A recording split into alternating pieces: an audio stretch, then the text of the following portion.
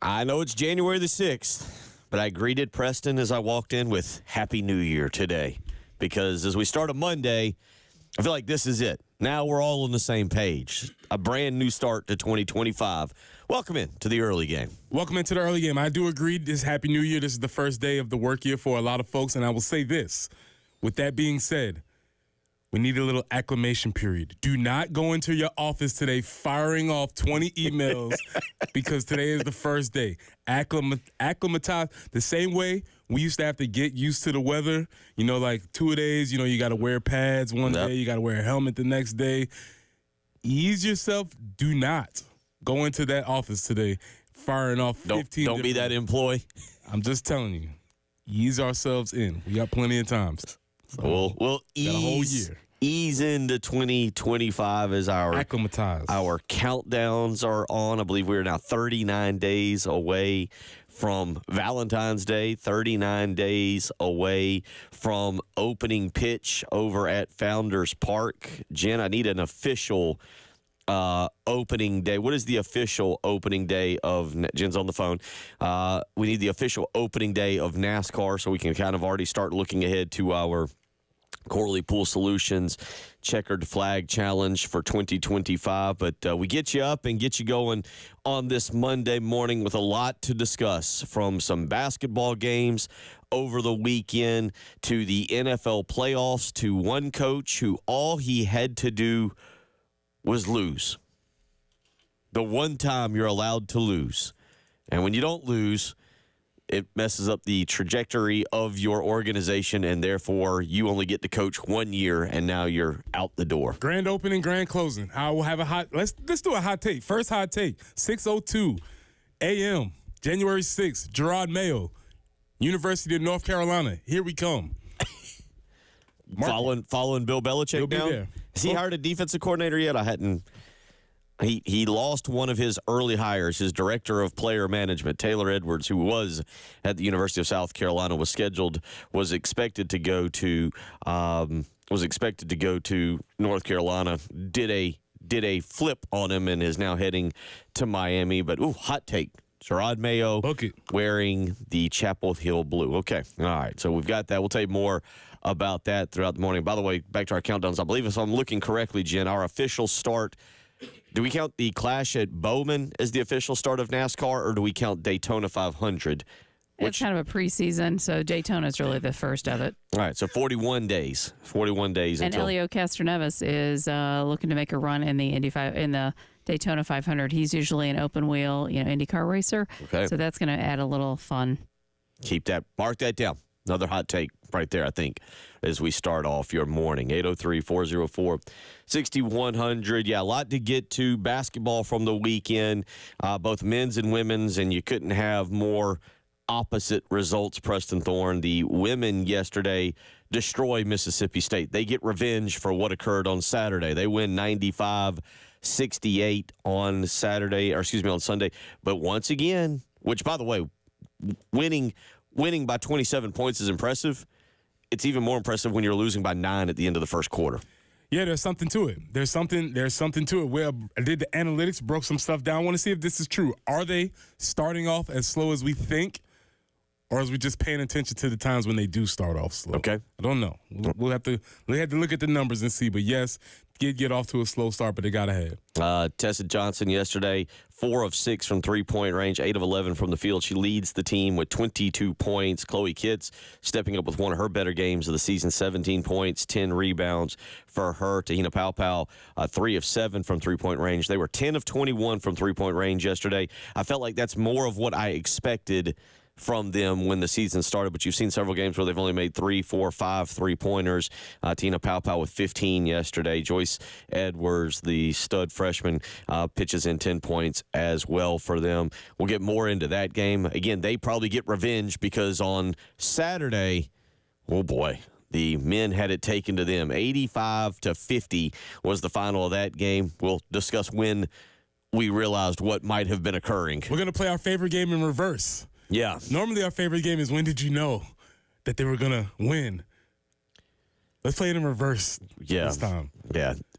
we'll get to that. We'll do that. That'll be I have an astonishing statistic. Okay. Not on the fart analytics, but an astonishing. It blew my mind away. Okay.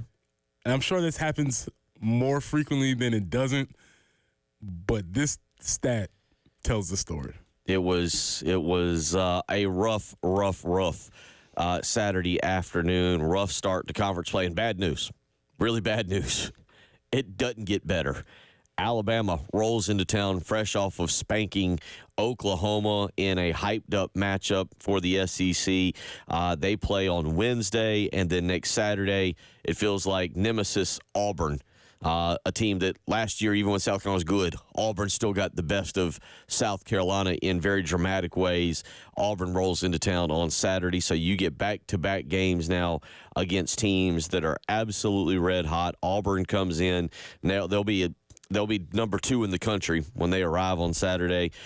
Alabama likely, I think, to stay at number 5 when they arrive on Wednesday nights. We'll talk about that a little bit this morning and get into what took place in Starkville. Again, also I mentioned we'll get into the playoffs, Preston Thorn. The NFL playoffs are here. Now, are you a playoff junkie? Is this where you really go football hands on the NFL? Yeah, I'll be pretty locked into the NFL. Wild card weekend is fun. But the next weeks after that, that's when it gets the NFL levels of playoffs. The quality of football in the NFL is amazing year in, year out. It'll get fun on Saturday. Los Angeles, the Chargers, they will travel to Houston to take on C.J. Stroud and the Texans. That'll be your early-ish game, 4:30 for that coming up on Saturday. So the Chargers and the Texans, and then should be a fun one in Baltimore, Pittsburgh, and the Ravens. The Steelers and the Ravens. It feels like that is just a playoff matchup. Feels like it should be good and cold. Should be mean and angry, dirty, in the mud. Ravens already a 9.5-point favorite in that coming out. Totally fair. And then on Sunday, several fun matchups. Denver and Buffalo will be the 1 o'clock game. Green Bay and Philadelphia will be the 4:30 game. And Washington at Tampa Bay will be the 8 o'clock game on Sunday. And then you got a Monday nighter, Minnesota, your Vikings, who didn't get the job done last night. Yeah, let's talk about this seeding system. How can we be 14-3 and be the number 5 seed and have to travel? NFL, do better. And get my Lane Kiffin on right. Hot takes. The NFC North is different. It is different. It is different. You got to travel to the Rams. Minnesota and the Rams next Monday night as part of your 14-3 NFL playoffs. Speaking of which, playoffs, we'll get to some playoffs coming up later on this week. We've got Penn State and Notre Dame coming up on Thursday night, Ohio State and Texas on Friday night. So we got a full week. Sports has not slowed down just because we're in 2025. And one of the most important things to make note of is the Chicago Bears are undefeated in 2025. It's true. It's a good point. That's how you start the year. Hope springs abound. Coaching search? Yep. Sounds like fun. I'm telling you what, we beat Green Bay at Lambeau after like 11 games of losing. Mm-hmm. Things are looking up. Mm-hmm. Yeah, it was one of those days yesterday in the NFL that's if you gamble on the NFL, I don't know how you figure out yesterday because it was definitely one of those like days where, again, you had if you looked at New England, you were like, well, they've got to lose to secure the number 1 pick in the NFL draft. No way they go out and try and blow that. Oh, they did. They beat the Buffalo Bills 23-16. One of Preston's favorite quarterbacks, throw it long, throw it fast. Joe Milton III, 241 yards passing yesterday, just looking like a stud. So that blows that up. Tampa Bay had to rally. Spencer Rattler actually had a good game yesterday, but Tampa had to win that game to win the NFC South. And for a long time there, it looked like nobody wanted to win the NFC South because the Carolina Panthers were winning over the Atlanta Falcons, all while the Tampa Bay Bucks were losing to the New Orleans Saints. Finally, they get that corrected. Bryce Young avoids a very horrific record. I don't know if you knew this. He would have tied for 4th all-time with most consecutive road losses to start a career had of the Panthers not pulled that one out in overtime yesterday. That's fair. That's fine. I would say Bryce Young, man, I don't know if there's a superlative that we can give him. Mr. Hang in there. Mr. Resilience.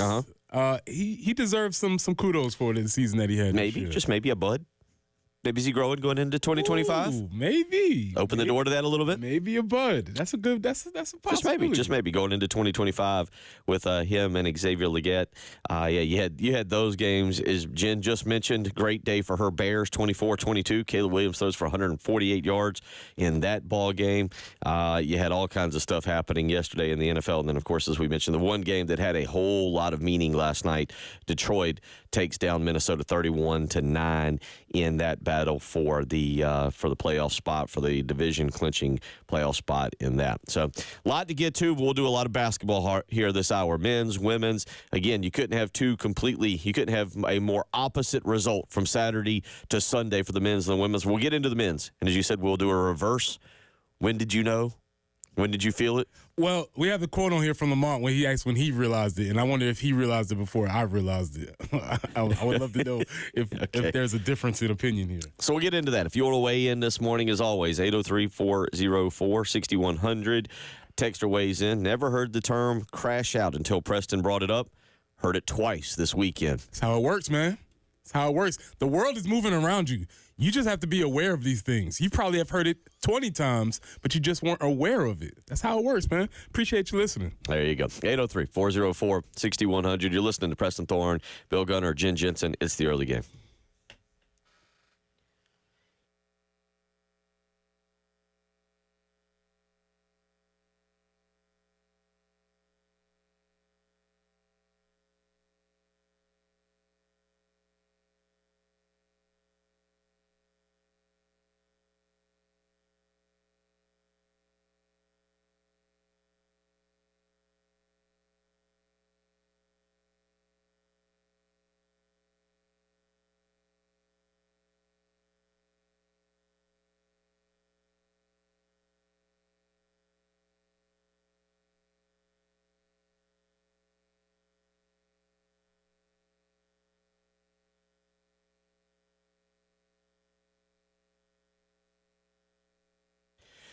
Bill Gunner for the Mortgage Guru, Jacob Crowder, and First Palmetto Bank. We are officially into 2025. I've been telling you, trying to warn you, getting you ready, thinking about maybe refinancing this year, maybe doing something with your interest rates.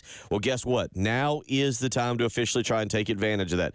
Contact Jacob Crowder, the Mortgage Guru with First Palmetto Bank today, and see what is available for you in 2025. If you're thinking about moving,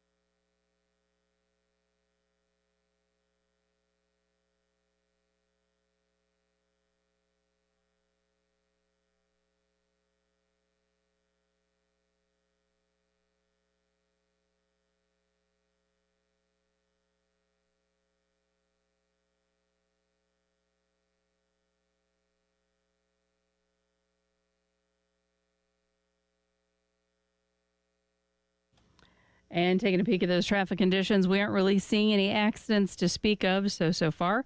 Monday morning is starting off fairly well. And as far as your forecast goes, we're going to be looking for some cooler conditions for the next several days. High today of 56, overnight low of 28.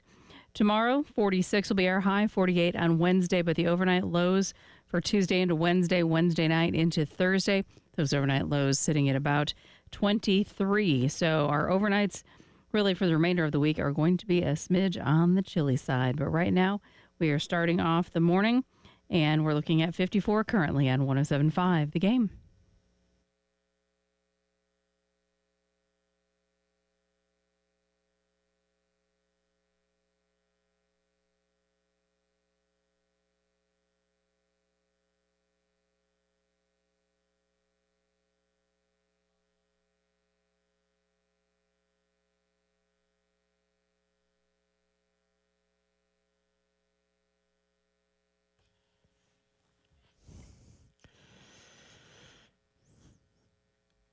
.618 on your Monday morning. As Preston says, from the majority of y'all probably, today is the true opening day. Probably I talked to several people over the weekend who had heard my discussion like, all right, I was just basically wrapping up what are eating poorly, having way too much fun. Like it was like once we hit yesterday, I was like, this is it. The next 2 weeks are a nice, clean, healthy living style to start 2025. But up until then, it was kind of just an extension of 2024. That's fine. There's no problem with that. Listen, you can set your own lines in the sands. We have plenty of year left. Believe me. If you don't start today, tomorrow's always here. So we will get going here officially with 2025. And part of that is we do have to put a little bit of a bow on 2024. And Preston Thorn, we have gotten the official notice. All right, there was no special teams touchdown this year, by the way. So guess what? On Friday at 7:30 a.m., we will have our drawing for the official winner of the Lawyer Lisa Special Teams Contest. You can still go to 1075thegame.com to get registered, and we will draw a winner to win the $1,300 for the Lawyer Lisa Special Teams Contest. We'll try and remind you of this throughout the week. No special teams touchdown this year. Therefore, we'll just draw a winner. And you win all $1,300. Okay. That seems interesting. An interesting way to finish the competition. I would have liked us to maybe try to side bet that. Like if you was on the parallel track that was going, that maybe if you were betting for no touchdowns, you might be able to put your name in this raffle over here. But it's fine. I do feel the money's been raised. The money needs to be given away. So if you're in the pool, you get an opportunity. Okay. All right. So we will Wasn't do that. for lack of trying though, because they did again In the bowl game, they gave it their tip-top effort. I like to remind everybody they did attempt to throw the ball from the punter to the D tackle. That did happen. Inside the 20. Two, by the way, inside the 20.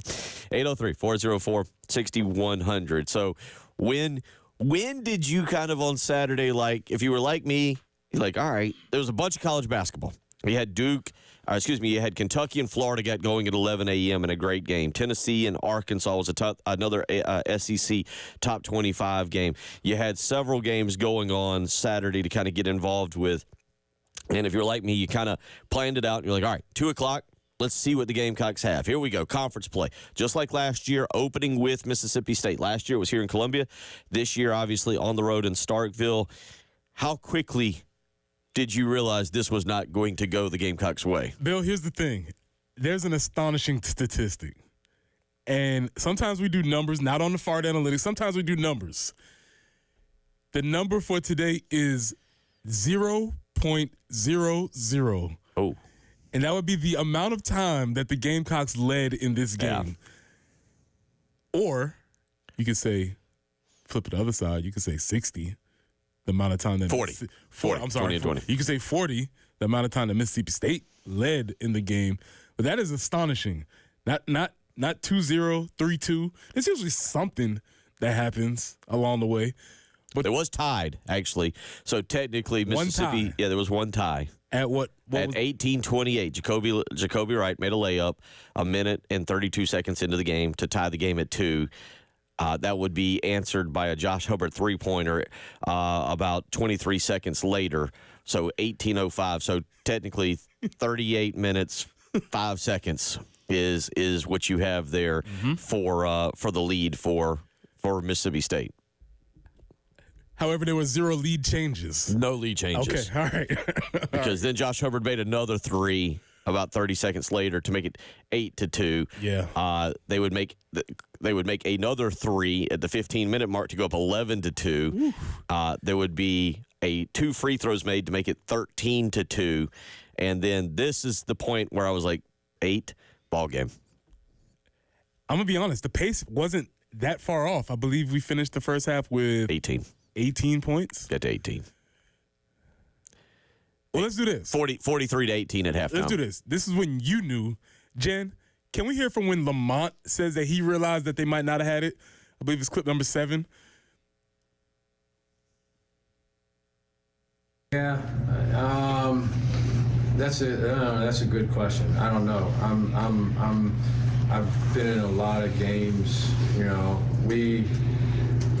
if I look back to Chattanooga, even multiple times we played. A couple of times we played Furman, and you should have seen the exchanges between Tanner Bronson, my assistant, and myself at halftime in the locker room, because what offensively we were doing, it just wasn't working. I think one time we had 18 points in the first half, but now we did enough defensively that we were still within striking range. So I only make that point because I've seen that a lot. That's why they play 40 minutes. I've seen it a lot. So I'm always optimistic about the character and makeup of our team and how we'll ultimately respond, whether that's we needed to wake up, whether that was we needed to make an adjustment as coaches to what they're doing, whether that's just we need to relax, we need to calm down and play, whatever that is. And so, I don't know, I guess sometime in the second half it was like there wasn't pushing the button and the button there's a disconnect. It's not, the lights aren't coming on still, which is a dangerous game to play, to flick the lights on and flick the lights off, and so I don't know, probably sometime in the second half. So he made it to that's a positive person there if he made it to the second half. I'll say that for him. That is a positive coach right there. If you're down 25 at halftime and Mississippi State's ranked, and Mississippi State's a good team, that wasn't a fluky Saturday what happened. That was not a fluke. That wasn't, South Carolina shot the ball poorly. Mississippi State was shooting out of their mind. I'd say the way Auburn was last year. Yes. When they got blown out by Auburn, but Auburn hit a ridiculous amount of 3-pointers. It was just like, okay, tonight's their night. That wasn't the case. Right. Yeah, no, this is a situation in which, South Carolina obviously didn't shoot the ball well, but 23% in the first half. They were 14% from three-point range, 2 of 14 against 6 of 26 in the first half as they got down 25. They also only shot 6 free throws in the first half. Hey, it was one of those games where, this was the difference in the two teams. Well, that's a terrible combination. You're not hitting your three-pointers, and then you're not being aggressive and going to the basket. Those things will not factor into you being a quality offense. It's almost impossible. Because let me just tell you also, Mississippi State in the first half, building the 25-point lead, 3 of 14 from three-point range. Right. Shot the same number. Right. So if they hit 2 more, you're talking about 6 more points and now a 31-point lead going into half. So Mississippi State did beat up South Carolina around the rim. 17 of 33, 51% there in the first half shooting. But that's my point. It's not like, as you just said, Mississippi State was just draining threes in the first half to go up 25. They were just better. And they were better by a substantial margin. And they're not the best team in the SEC. Well, I think what Lamont was referring to is he's saying, yes, he's seen games previously where you don't necessarily have your offense, but your defense can keep you hanging around in the game. And he was waiting for that to happen, and that did not happen in this particular game. Also, he gave the analogy of hitting a button and just made me think of a long time ago when you used to play PlayStation. Yep. Like the C button stuck, and it's not quite working. That's what it felt. He said, like, he was pressing the button, nothing was happening. And what he's saying is true. When you go for that extra gear and it's not there, they have to realize that, hey, you might not be able to play these types of games, especially with a team that's that good. Colin Murray-Boyles struggling mightily on Saturday, just 5 points, 2 of 9 from the field, grabbed 10 rebounds, so did play physical down low, didn't get much help with the rebounding. Nobody else on the team with more than 3 rebounds. Gamecocks get out-rebounded 40-32 in this ball game. Jamari Thomas, I thought did some nice things, had 6 points, didn't shoot it well, 1 of 8 from the field, but had 6 assists. And for the point guard in this game, I guess because of what I watched from Talon Cooper and what I've seen, I do for a point guard always look at the assist-to-turnover ratio. 6 assists for Jamari Thomas to 1 turnover. Colin Murray-Boyles, however, 0 assists, and this is a big part of his game, being able to make passes out of double teams, being able to find guys open. 0 assists for Colin Murray-Boyles, 6 turnovers for Colin Murray-Boyles. Well, they only had 10 assists total. And 6 so come from Jamari Thomas. Yeah. One person that accounts for 60% of your assists, that is a recipe for disaster as far as offensive basketball is concerned. Well, 2 guys accounted for 90% because Nick Pringle had 3. Well, then it's not going to work. Again, I'm not a basketball guru. You can just look at these numbers and say, hey, that is not a recipe for success that game and or moving forward. No, it's going to have to be fixed. Now, look, do I expect South Carolina to shoot as poorly from three-point range every game as they did in this one? They were 2 of 19. And, again, those first 2 were hit in the first half, 0 of 5 in the second half. But I still don't expect them. I don't think this is a great shooting team, by the way. 2 of 19 shouldn't be that bad, but I also don't think that most nights it's going to be 12 of 19. Yeah, it doesn't matter. That's fine if you're not a great shooting team. But you need to know that so that you can adjust and play the style that you are good at. If you're not a great shooting team, stop shooting. That's all it's going to come down. You have to figure out ways that you can win ball games. It's like anybody else. Figure out what you're good at, do more of that. Figure out what you're bad at, stop doing it. They haven't quite understood that yet. 803-404-6100, how you can weigh in if you want to get into that. We'll get back into our fart analytics. We kind of went through some of that there. They lost every single category, just to be clear. Just to set you up for that. And we'll also get into some of that women's game that we talked about. Preston's got some analytics there on another slow start. Is it true? We'll talk about that here as we roll along. Bill Gunner, Preston Thorn, Jen Jensen, you're listening to The Early Game.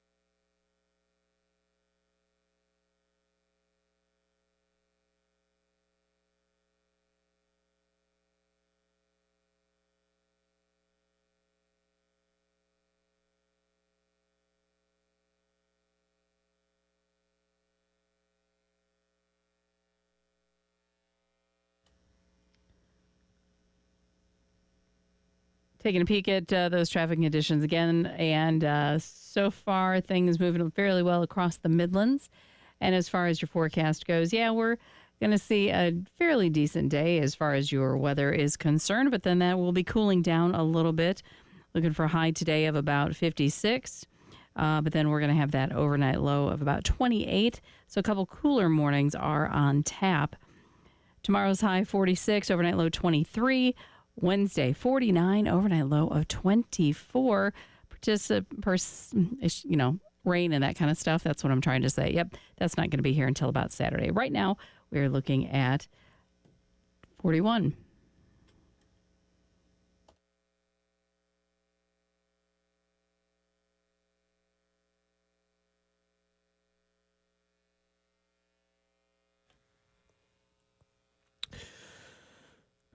.35 as we get up here on your Monday morning. Bill Gunner, Preston Thorn, Jen Jensen. Want to remind you we do have some Carolina calls. Dawn Staley tomorrow night, 6 p.m. right here on 107.5 The Game in Columbia, 100.3 The Game in Myrtle Beach. And Carolina calls with Coach Lamont Paris will be on Thursday night. Again, 6 p.m., 107.5 The Game in Columbia, 100.3 The Game in Myrtle Beach. So Carolina calls this week again tomorrow night with Dawn Staley, Thursday night with Lamont Paris. So, Preston, we won't go too in-depth on this, but South Carolina did get out-physicaled on Saturday, and part of that you were able to pick up with our fart analytics. But the fart analytics is very easy to understand. If you don't watch a game, you can just go to the box score. You can figure out what happened. I would say they lost in every single category of the fart analytics. Did they miss more free throws? Yes. Did they have less assists? Yes. Did they have less rebounds? Yes. Did they have more turnovers? Yes. Every single plus in the fart analytics, maybe you lose by 30 plus in the actual score. I don't know. We're getting close to figuring something out here. But I would just say every single category they lost. And this is something that Lamont has been stressing since the beginning of the year. They don't do any of these little things very well. Not the things that actually take any talent, like, say, shooting three-pointers, or the things they're attempting to do, but some of the things like rebounding. We've been hearing him bang this drum seems like every single game as we've gone through this. And, Jen, here's Lamont talking about them getting out physical. This is number 5. About Lamont saying that they got out physicaled in another game. Yeah, I would. Well, part of it, you play another game. Like, we've played 14 games now. There's a group of teams that we've played that, including, I think Clemson mentioned that we were more physical and so I think you just do it. At the end of the day, I think by nature they're a more aggressive group of individuals than our guys are. But we need to match that aggression with resistance. And today we did. We've done it before, but today we did. For whatever reason, then you're playing poorly. It's harder. You have to be very mature that when you're playing poorly, especially on the offensive end, which we did, we had 4 points at the 10-minute mark or something like that, right? You're playing that poorly offensively, and then to dig deeper defensively is that takes some real maturity. And so that was one area that I think we didn't answer the bell. Was when we got off to such a bad offensive start that we really laced them up tighter on the defensive end and made it happen. So yeah, I just think we didn't compete that way. It's interesting to hear him, that very last thing, we didn't compete that way. And I'm trying to listen and read between the lines and listen to the tone of voice there, because nobody likes to get beat. Nobody likes to get beat by 35, and nobody likes to not be competitive. And one thing that we've learned about Lamont Paris, he is competitive, and he doesn't like this. And even that first year, he'd kind of cut you to your soul, but he'd do it in kind of a nice, very understated way. We talked about, I think last year, was it last year they played Georgia and they didn't make some free throws that cost him the game? He basically was like, look, you're a D1 player. I teach that at this level. You've gotten this far. You should be able to make free throws. And I'm trying to pick up where he is with this team and his kind of attitude. Oh, he's frustrated. Because, Preston, there are just sometimes you have a team that you love and you love coaching, and sometimes you get a team that they don't listen, they don't respond, and you don't like coaching them. Every coach will tell you that privately. All right, they might not say it out loud. You might have been on the team that they actually didn't like, so you never know which. A good coach will never let you know which team are the ones that he actually liked, i.e., a good teacher will let you know, like, yes, I absolutely have favorites. Yeah. Maybe you are one, maybe you're not. I get the sense that he is very frustrated with this team, especially the last part when he talked about they are not competing. And when you see the level, and he had another quote in here about these guys being veterans. These are not, most of the majority of these guys are not freshmen. A lot of them were around last year. A lot of them have played SEC basketball. They are not competing. And without that as the base level of agreement that we're not going to compete, all of the other stuff doesn't matter because we're not even competing. So I'm really interested to see what happens in the next game to see how they get it turned around because that's not a good omen for the future. And again, it's not like you get a lot of time to mentally prepare yourself. Might be a good thing. They're going to have to be ready to go on Wednesday night. Again, we'll have the game for you. Alabama coming into town, and Alabama currently sitting at number 5 in the country. I don't expect that to change today. They are coming off of a just hammering of Oklahoma over the weekend, 107-79. That's now back-to-back games, by the way, for Alabama, in which they put up 100 points. Now, South Dakota State's one thing, 105-82, but 107-79 against previously ranked, 12th ranked Oklahoma on Saturday in that ball game. And Oklahoma came into that game, by the way, undefeated, which Oklahoma was picked toward the bottom of the conference. So Oklahoma outperforming expectation, but the Sooners were undefeated. Alabama up 48-29 at halftime. Outscored them 59-50 in the second half. This is a loaded Alabama team. Mark Sears will come in here, and if South Carolina's not ready for him, he'll put up 25 or 30 on them in a heartbeat. Somebody's going to have to take the assignment, whether it's going to be an individual or it's going to be a team. They're going to have to take the assignment. And again, if this is where they want the season to go is determined on how they bounce back from a obviously poor performance. Yeah. So again, the only loss for Alabama is a 83-81 loss to Oregon earlier in the season. Oregon also was rolling along. They got hammered. It was a great week for Illinois last week. Unfortunately for us, part of it was the bowl win. Illinois went out to Oregon and smashed them in basketball as well under Brad Underwood. Saw a random person wearing an Illinois sweater the other day, and I'm just like, you didn't just buy that. So you decided to pull that out. So shout out to you, Illinois Illini person who was wearing that random sweater. Getting to wear your sweater? Yeah, congratulations, I guess. What? No relation to Jen, was it? Somebody who was... I don't know. Somebody pulled it, dusted it off. I'm going to wear this one. So. This will work this week. So shout out to you. I will say, I do like the color scheme, and I do like the Illini, everything about that, just like I like the Bears colors, but I just have to stick with the Navy. There you go. No orange. Yeah. There you go. 803-404-6100. We'll come back. We'll get into the women's side a little bit of things and also talk about worst loss. Let Preston get into that a little bit. Favorite topic. We'll break that down a little bit. You're listening to Preston Thorne, Bill Gunner, Jen Jensen. It's the early game.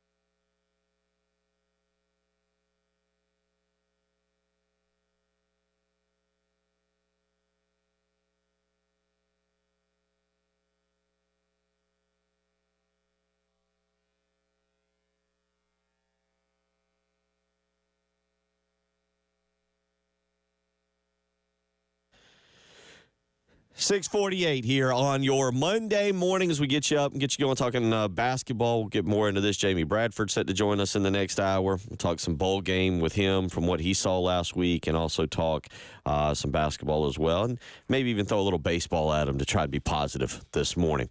803-404-6100. Out to the phone lines we go. Ray wants to weigh in regarding basketball. Ray, how you doing? What's on your mind this morning? Hey, good morning, everybody. Good morning. Yeah, it's really strange. I was doing some things Saturday with children to have other activities and that type of thing, get them here, get them there. So I tuned into the game right before halftime, and it was like 8 minutes left, and we were down 28-6. And I'm thinking, good land, There's one thing to lose. This is a tough conference. It's a very tough conference, of course. You go on the road, you lose by 10 or 12, 15 points. Even though it's a loss, you can take something away, especially against a good team like Mississippi State. But when you get beat by 35, it's almost time to I won't say let's have tryouts for the basketball team, but it's to the point where you really got to take a deep look and say, good land. Now, I'm a huge fan of Coach Paris. I've made that known. But the one thing I was going to ask you, Bill, because I know you're a bit of the basketball aficionado here, I would have expected more from Cam Scott. Wasn't he a five-star recruit? And, he's barely getting on the court. I think he's averaging 3.1 points a game. A five-star recruit in basketball has got to bring you more than that.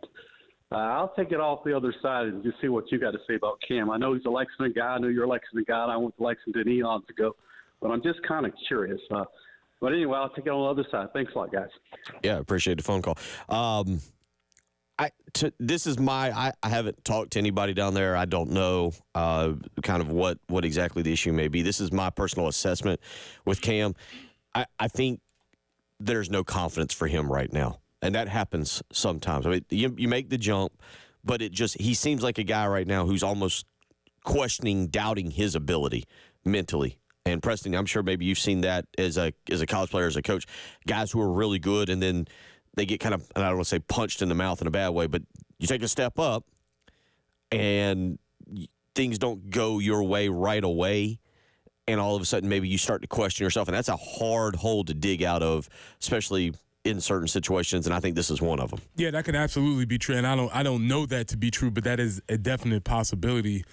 You see this happen with students when they get to college. Like, you haven't been studying this whole time in high school, and then all of a sudden you drop that first test, and you're like, oh, man, okay, I didn't realize I couldn't get away with some of the stuff that I got away with before. So you would hope to see that. But I do agree with Ray. In basketball, it feels like somebody who is that highly recruited or that highly touted should be able to get on the court and make a difference. Come in immediately. Yeah, and I'm not saying that Ray's wrong on that, but it does feel like, and I'll say the other thing too, and look, again, I haven't talked to anybody, so I have no idea what's going on in practice. I'm not trying to tell Lamont Paris what to do or what not to do, because again, I haven't spoke with anybody, so I don't know the practice habits. I don't know the workout habits. I don't know what extra work is being put in behind the scenes by Cam Scott, but I will also say this. You look in, by the way, Cam Scott, according to 24/7 Sports, ended up outside the top 50. He was a four-star recruit, but he was the number 51 player overall in the country. I might pull up later on just some of the people around him, and we'll see what the numbers are. But I guess to my point, he only played 10 minutes on Saturday. 10 minutes, 12 seconds. Took 2 shots, was 1 of 2 from the field, and also had 2 personal fouls. I think it all builds mentally. And right now, he just seems like a young man who mentally is trying to find his way and find his pattern with this team and find out what exactly his role is. We'll continue to monitor that and watch that. Worst loss? Oh, this is my favorite topic, Bill. Okay. I see a team getting blown out. You immediately go back to, man, that time when I got blown out, whenever that happened. So 803-404-6100. Let's reminisce. When did you take your worst butt cutting, as they would call it? What was your worst? I frequently tell the story about playing Miami Senior High in baseball. I believe the score was 17-3 at the top of the second, and there was no ending in sight.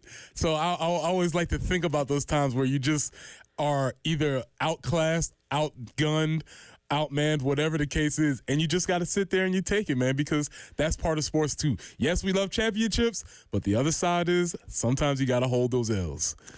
I mean, unfortunately, if you play enough sports, there's plenty. There's plenty.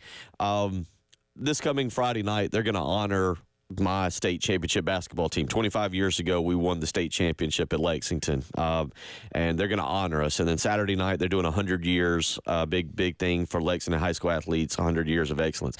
But in 1999, 2000, we won the state championship. Well, in 1999, we went to a Christmas tournament out in Las Vegas.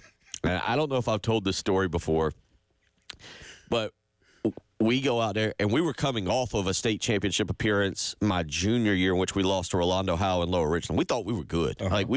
So we go out to Las Vegas, and we get out there, and we're at the hotel, and I think we stayed at the, I got to remember the Luxor, I believe. So nice hotel. And in there, you get fake tattoos, right? So we all go out there and we get fake tattoos, and we think we're something. We're Lexington High. We have just played for a state championship. We're playing Simi Valley out of California. Okay. And so we go through our layup lines and everything. What we would do is the old Chicago Bulls thing. What time is it game time? Well, half of the team decided they were going to do another chant, and half of us were not in on the fact that we were doing a different chant.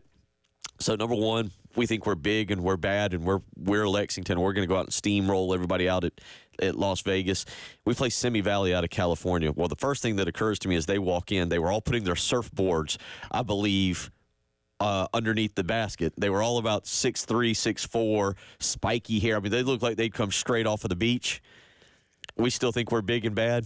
It took about 6 minutes to realize they were big and bad. We took that one we lost by about 45 that night in the opening game. Went straight out of we had the prime time, like we were in the marquee time zone there, the marquee night game. We went straight to the bottom of the bracket.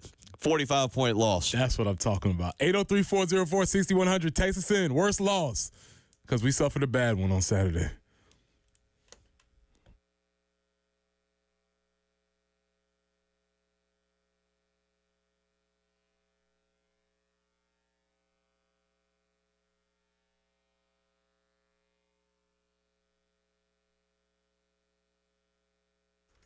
Preston here for our folks at Cato's Power Equipment. So listen, do you need zero turns? Do you need power equipment? Do you need to rent power equipment? Cato's Power Equipment can help you, and they've been family-owned since 1983. Cato's Power Equipment is proud to serve the Columbia community with brands such as Gravely, Ariens, Steel, and Toro. Third-generation owner Ben Cato is raising the standard while keeping the mom and pop feeling that they've had and that's defined Cato Power for over 40 years. So if you need to buy, rent, or repair power equipment, Cato's Power Equipment is the place for you. So call Cato's Power Equipment at 803-254-3711. That's 803-254-3711. You can get pre-approved for purchases in seconds and have an instant decision. So let Cato's Power Equipment be your source for all things lawn related.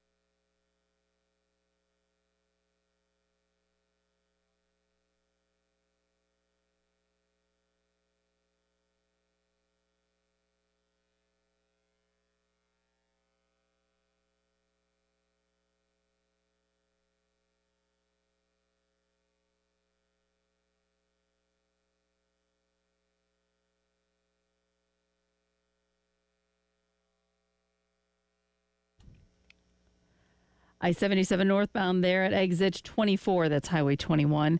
Do have a report of an accident there. Also, Old Charleston Road at Cox Ferry, a report of an accident as well. So be careful out there. This morning we are looking for, they're saying, a potential wintry mix Friday into Saturday. We'll learn more about that as the week goes on. But otherwise, for just normal weather, we're looking for a high today of almost 60, 47 tomorrow, and a high of 48 on Wednesday. Overnight low tomorrow morning could be about 28. 55 currently.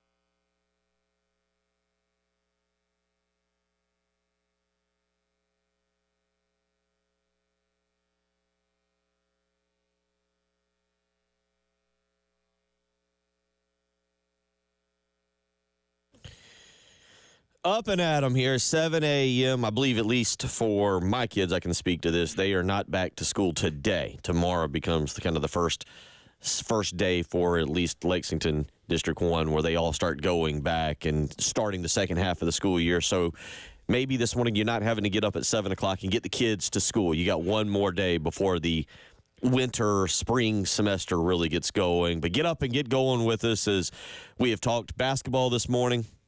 Little NFL playoffs, and Preston Thorn has asked you, based on South Carolina's 85-50 loss to Mississippi State. Loss is not a good enough word. I was thinking drubbing, Okay. bludgeoning. Yeah. What are some other words we could use? I think I got yelled at and people didn't like it, but I do know that one of the popular terms, especially in basketball, was the baby seal clubbing. Okay. Yeah. That's fair. A little risky, but I mean, unfortunately, when you're down 21-4, 43-18, and it's 85-50, it fits the mold. But you've asked your worst loss that you've had. I like this. Texter weighs in. 1981 South Carolina High School football playoffs. Blackville Hilda beat us 49-0. We were conference champs. Every time they scored, they fired a cannon. I'm still shell-shocked. Another 42 years later. Still feeling it. Another texter. Little League Baseball all-star coach here. We thought we were good. First game, we got run-ruled 15-0 in three innings. Yeah. Instantly humbled. And David weighs in. My first year wrestling, I had to wrestle the state runner-up in my weight class. It was a fast L. Wrestling's a tough one because you can't hide. Yeah. You just find yourself in a small package or something real quick. You're like, oh, man. I've never What happened? wrestled, but I would imagine, Tyler was a wrestler, but I would imagine, that's one. That's one where, there's, with basketball, you can kind of go four corners and slow down the game like at the high school level because there's no shot clock. Maybe football, you can kind of try and run the ball and run the clock, maybe get out of this thing a little bit. Wrestling, I feel like it's pretty apparent very quickly. Right after the handshake. Jamie Bradford joining us as he does each and every Monday. And Jamie, sometimes you got to smile a little bit, roll with the punches, laugh a little bit. Based on South Carolina's 85-50 loss again on Saturday, you got a particular, I know you were an athlete coming up, you got a particular loss somewhere in your career that stood out as a beating a little bit more? As a beating? You took one on it was just one where early on you were like, I don't think we match up real well here today. Yeah, I don't. Not that I can really remember. Certainly never against teams like Somerville. We always gave beating to them. But no. I was just a winner my whole life, Bill. Solid. That's a short memory term. That's how that works. Yeah, I like that. Hey, you always remember the last loss. Correct. That's for sure. You always remember the last one. On the upside of that, I don't have a last loss. Last game, See, look at that. Last basketball game we ever played was a victory over Marlboro County for the state championship. So I can always hang my hat. My last competitive basketball game was that. A lot to get to with you, Jamie, because obviously last week when we talked to you, you were down in Orlando. We were getting ready for the bowl game on Tuesday, and we know how that kind of turned out. We got some basketball now that we'll get into a little bit. Obviously, what you saw on Saturday, and let's start with this. Let's start the positive. We've started our countdown going on 39 days until first pitch for Paul Maneri. So let's start positively here before we dive into a couple losses. But what are you kind of hearing? Do you have? I don't have it in front of me, and I didn't even think to look it up to even ask you this question. What is first practice? That's got to be next week, I think, or maybe the end of this week. And what are you kind of hearing? Is this team now really locks in on opening day, February 14th against Sacred Heart? Yeah, I know they'll meet later on this week sometime or whatever, and then they'll start to get into it. I think it's late next week. My dates are all screwed up because when you're off for so long in the holidays, you don't know the day of the week, the date, whatever. But I'm pretty sure it's sometime late next week. But it's the same thing from the fall. They like their group, they really do. It's going to be. I don't know how much the common fan will be able to tell a difference here or there, but there is a difference. There's such an attention to detail under Coach Maneri, him and Monty. It's a very detail-oriented regime right now. So I think a lot of that will probably be helpful, especially when you get into SEC play. But, they like where they are, and they like their pitching staff, which is certainly a good thing before you enter any season. Yeah, I was going to ask you real quick about the pitching and if you would deem that as a strength and what your opinion is. It's hard to tell until they get out there and we really start see them doing anything. Is this an upper SEC staff, an upper-level SEC staff? Is that what Terry Rooney is working with this year? Yeah, as long as they're healthy, they certainly are. I think that the key, and it's something that I don't, I like Mark Kingston as a person, and so I don't ever try to throw him under the bus or anything like that. I would never do that. But I'm not so sure that it was always like a priority to get the back end of the bullpen figured out as much as they could. Like, things can always change, and get into the season and a guy struggles or whatever, and you need to make a change. But every February I asked him the same question about, a setup guy and a closer. And really, there was never really an answer there. It was always just kind of like, well, we're whatever it takes to win the game. I don't think that's going to be the case here. Like, they are going to find a closer, at least identify somebody they're comfortable with early on, and hopefully that works out. If not, then they'll have a backup plan and so on and so forth. So, but I think as long as they're healthy, they've got dudes who've been around a while, as we all well know. And if those guys are healthy, they're gonna be in a pretty good spot. You got a projected opening week starting pitching lineup. Who we see on that Friday? Who you think? I know there's a lot to still be worked out. So I'm kind of asking you to guess a tad here on this. But you want to take a stab at it here before practice even gets going? Well, it's hard to imagine anybody other than Eli Jersenbeck going out there on that Friday. But I'd say Jake McCoy has a pretty good chance to be in the rotation. Becker is such a valuable kid, and he's a senior. Is he a guy that they're gonna put at the end of the bullpen, or are they gonna try to squeeze him into the rotation? I'm not sure. You got Tyler Pitzer. Look how much he's pitched over the years. Dylan Eskew. All these guys have a bunch of starting experience. And Kimball, I feel like Kimball is probably going to be maybe a midweek guy or in the back end of the bullpen, but you just never know. Sometimes you get back from break and things are just sharp.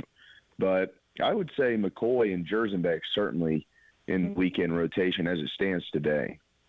Well, 39 days away. And also just a reminder, everyone, for what it matters. 39 days away from Valentine's Day. So just we'll throw that in there as well.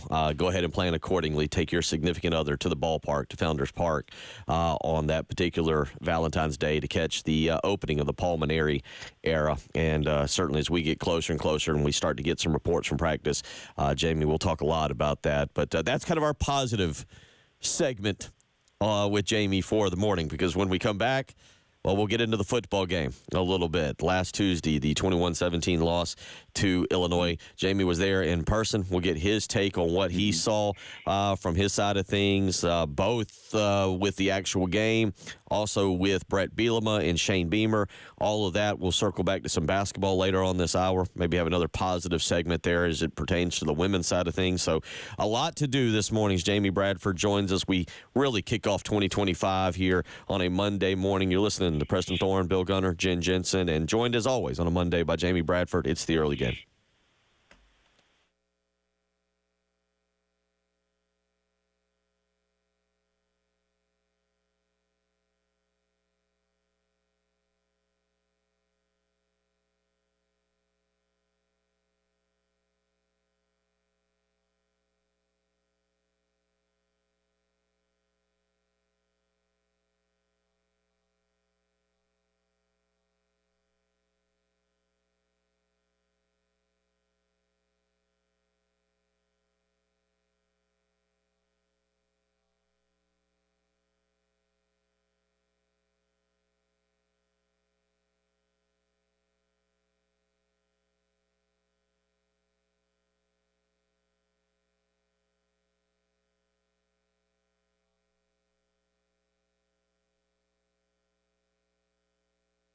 Hey, this is Jen for CHW Cabinetry in Lexington. All that demolition we had to do when we had to take the kitchen down to the studs, that required us to get new kitchen cabinets. And when it happens after a traumatic event like a flood and everything being destroyed, wasn't really in the mood to deal with any of that. But I'll tell you what, the folks at CHW Cabinetry made it so much easier, helped us choose everything, figure out the layout, the accessories, and then the photorealistic rendering that we got was a picture of the finished kitchen before we even had the finished kitchen. So then we could go pick out the flooring and countertops and everything else.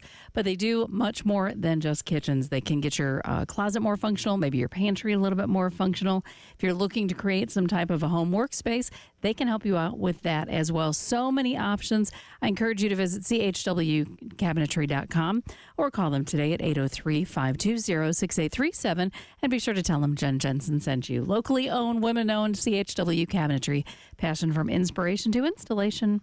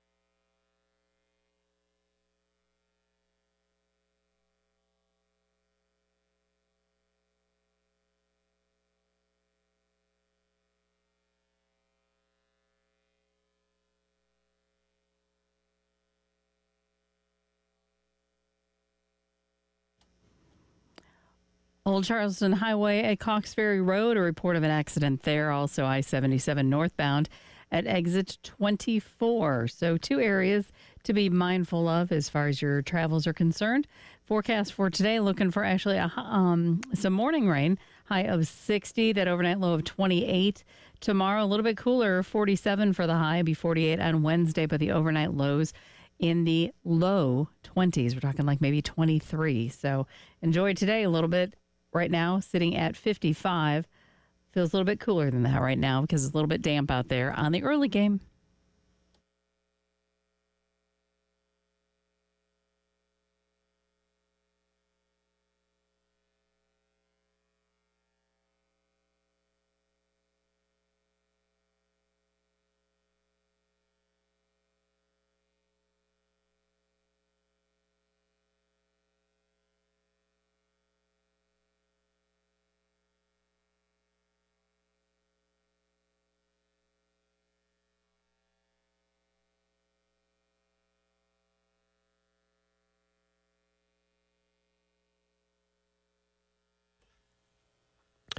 $7:16 on a Monday morning. Bill Gunner, Preston Thorns, Jen Jensen, and joined as always on a Monday by Jamie Bradford. Reminder, we do have Carolina calls this week, Tuesday night and Thursday night. Tomorrow night, it'll be Dawn Staley's turn to take 2 Carolina calls and talk about her ball club. They're fresh off a very nice victory over Mississippi State. And then on Thursday night, it will be Lamont Paris, as he will be coming off the game Wednesday against Alabama. And we'll talk more about that as we get closer to Wednesday in that particular game. But joined us, again, as always, on a Monday by Jamie Bradford. And catching up with you as last week, you were down in Orlando getting ready for the Cheez-It Citrus Bowl. So real quick, how many Cheez-Its were consumed by the Bradford family as a whole leading up to the game? Yeah, not as many as you'd think. Just a couple of those, couple of small bags. We ate really well down there. We had some nice restaurant times, and you can always eat Cheez-Its, Bill. So we decided we'd do something a little bit different on that trip. I guess you can always eat Cheez-Its. That's not the motto that I have in life, but all right, we'll do that. Well, that sounds like restaurants were the high point of the trip. Let's start with your big picture thoughts on the game itself. And as you're there and you're watching it play out, and it's a ball game, these things can be a little funky and a little weird, but your big picture thoughts on the game itself.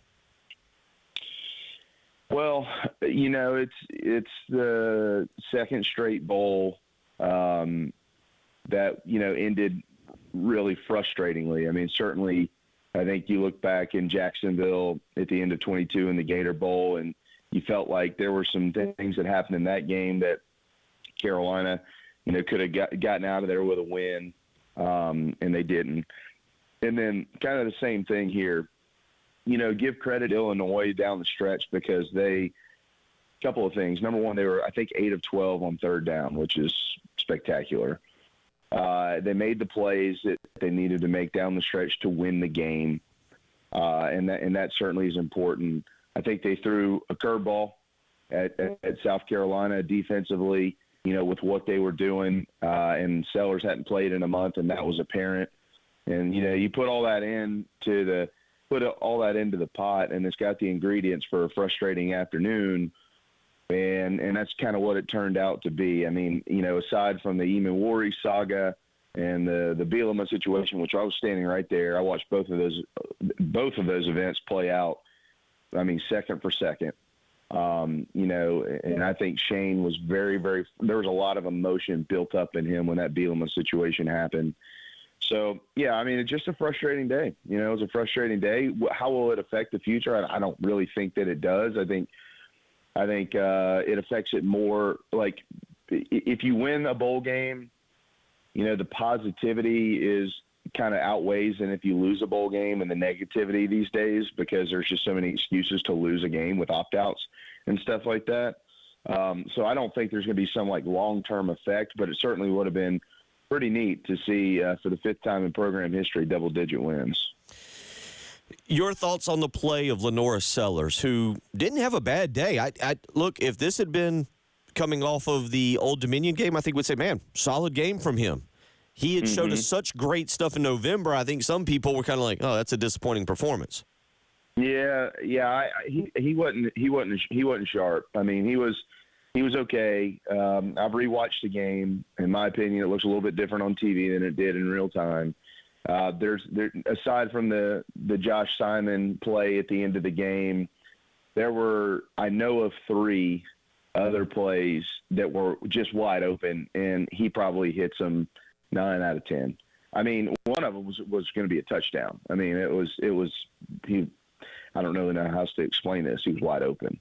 So he wasn't as sharp as he usually is. I think he was hesitant to take off and run the football on multiple occasions where he could have picked up first downs and then plenty, to be quite honest. And I think had he done that, it might have maybe changed some things that Illinois was doing defensively, because they were kind of giving him that for a while and he wasn't taking it.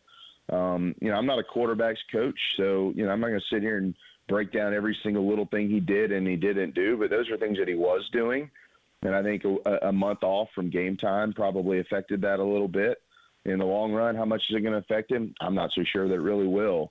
But in that game the other day, I thought it did. Preston, how much do you put on Mike Shula for that? And then I'll come back to Jamie on this. How much do you put on Mike Shula for that? And how much do you put on Lenore Sellers if he's unwilling to run quite like he did against A&M, Missouri, and Clemson? I don't know what the messaging was. Right. Yeah, I just think one game is such a short sample size that I can't put it on either one for this game. And I feel like that's a little bit of a cop-out answer. But we'll see moving forward if that's going to be Mike Shula's philosophy moving forward, or if Norris was maybe just not as comfortable, or if he was trying to make things happen with his arm. I'm not quite sure. Because, Jamie, you hit on it. In person or on TV, from the TV copy, it looked like there were some lanes and some opportunities from run. But sometimes that's not the case in person. So you're saying in person those opportunities were still there? Oh, no doubt. Yeah. Gotcha. And I'm with you. Hey, look, I'm with you, man. Like, I know it sounds like a cop-out answer, but look, we know who Mike Shula has tutored in his time, and we know what type of quarterbacks those guys are and what they're capable of doing.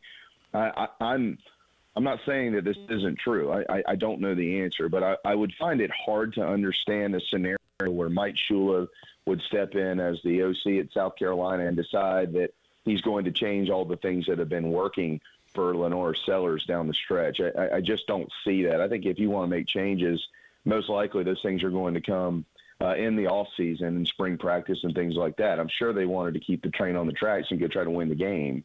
I don't know if you take that as one way or another. I just think he hadn't played football in a month against live bullets, and he's still a redshirt freshman. I think he had built himself into being Superman, and we thought we were going to see Superman again, and then we were reminded he's still a young kid. He's worth a lot of money, but he's still a young kid. And again, Bill, to your point though, it's not like he played bad. I mean, he did. No. I'm just saying there were plays that he makes, and he knew it. You could see it on field. He knew it, and they just weren't made. Had they been made, Carolina probably wins the football game. That said, does that mean because he didn't make those plays that it's his fault they lost? No, that would be a pretty poor and distasteful statement. So that's kind of the breakdown of the game, or at least the offensive side of the game. Let's go to the controversial stuff there. And you said you were there. Let's start with Brett Bielema and Shane Beamer. Obviously, that changed the emotions of the game. We kind of laughed. I think this was a pretty mundane back and forth ball game between Illinois and South Carolina. It was kind of what a bowl game is, both teams fighting for 10 wins. And then all of a sudden it turned into a little bit of a WWE showcase with Bielema and Shane Beamer. What did you see? How did you feel the energy in the stadium evolve at that moment?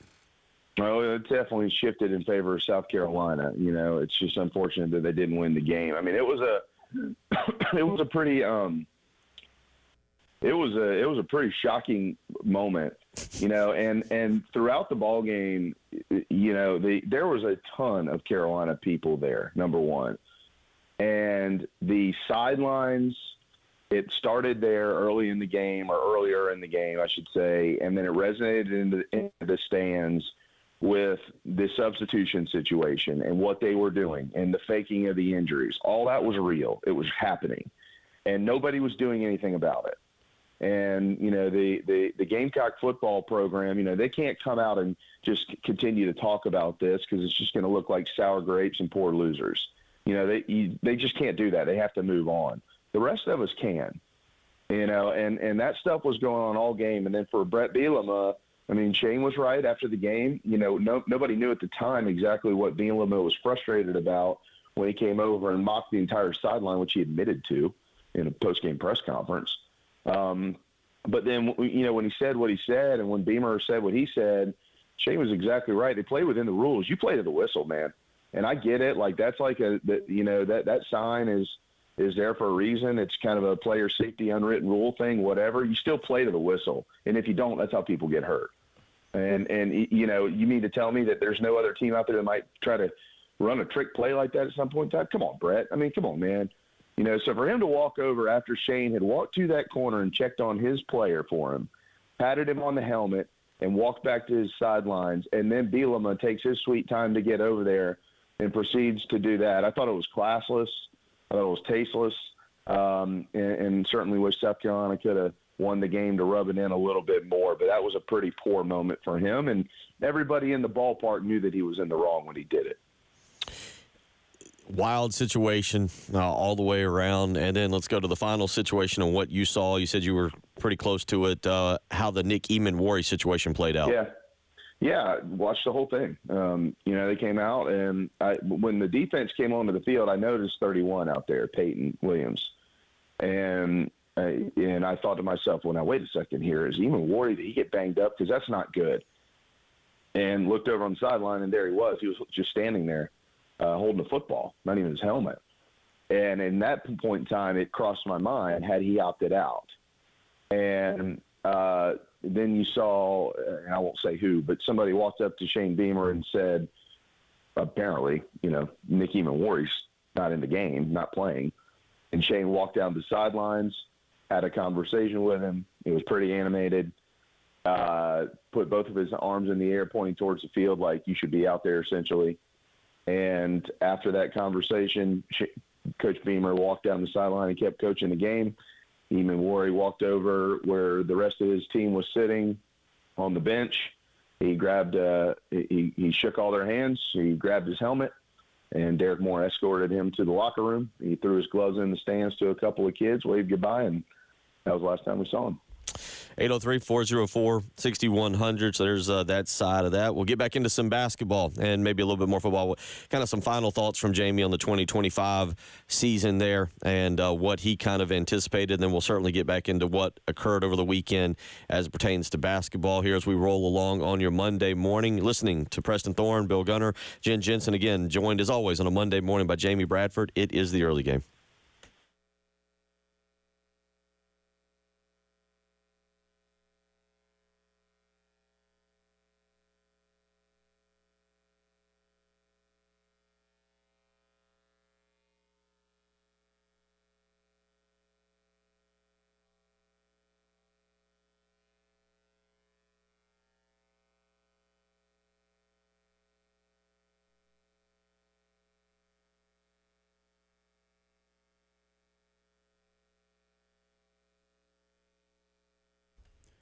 Are you heading into the new year with the same old joint pain, pain in your knees, pain in your hip, pain in your back, your shoulders? Well, make the decision now to say no. Not going to do it in 2025. Get moving again with help from QC Kinetics. QC Kinetics is the nation's leader in regenerative medicine and joint preservation. Yes, you can revitalize your joints with advanced orthobiologic treatments at QC Kinetics. That means no steroids, no drugs, no surgery. No downtime. This is the future of medicine, using natural solutions like PRP to attack pain from arthritis. Want to learn more about how you can refresh your joints and get lasting relief with these amazing benefits? Call QC Kinetics now for a free consultation. Deal with joint pain now so you can make the most of the new year. Call 803-281-6860. That's 803-281-6860. Again, QC Kinetics at 803-281-6860.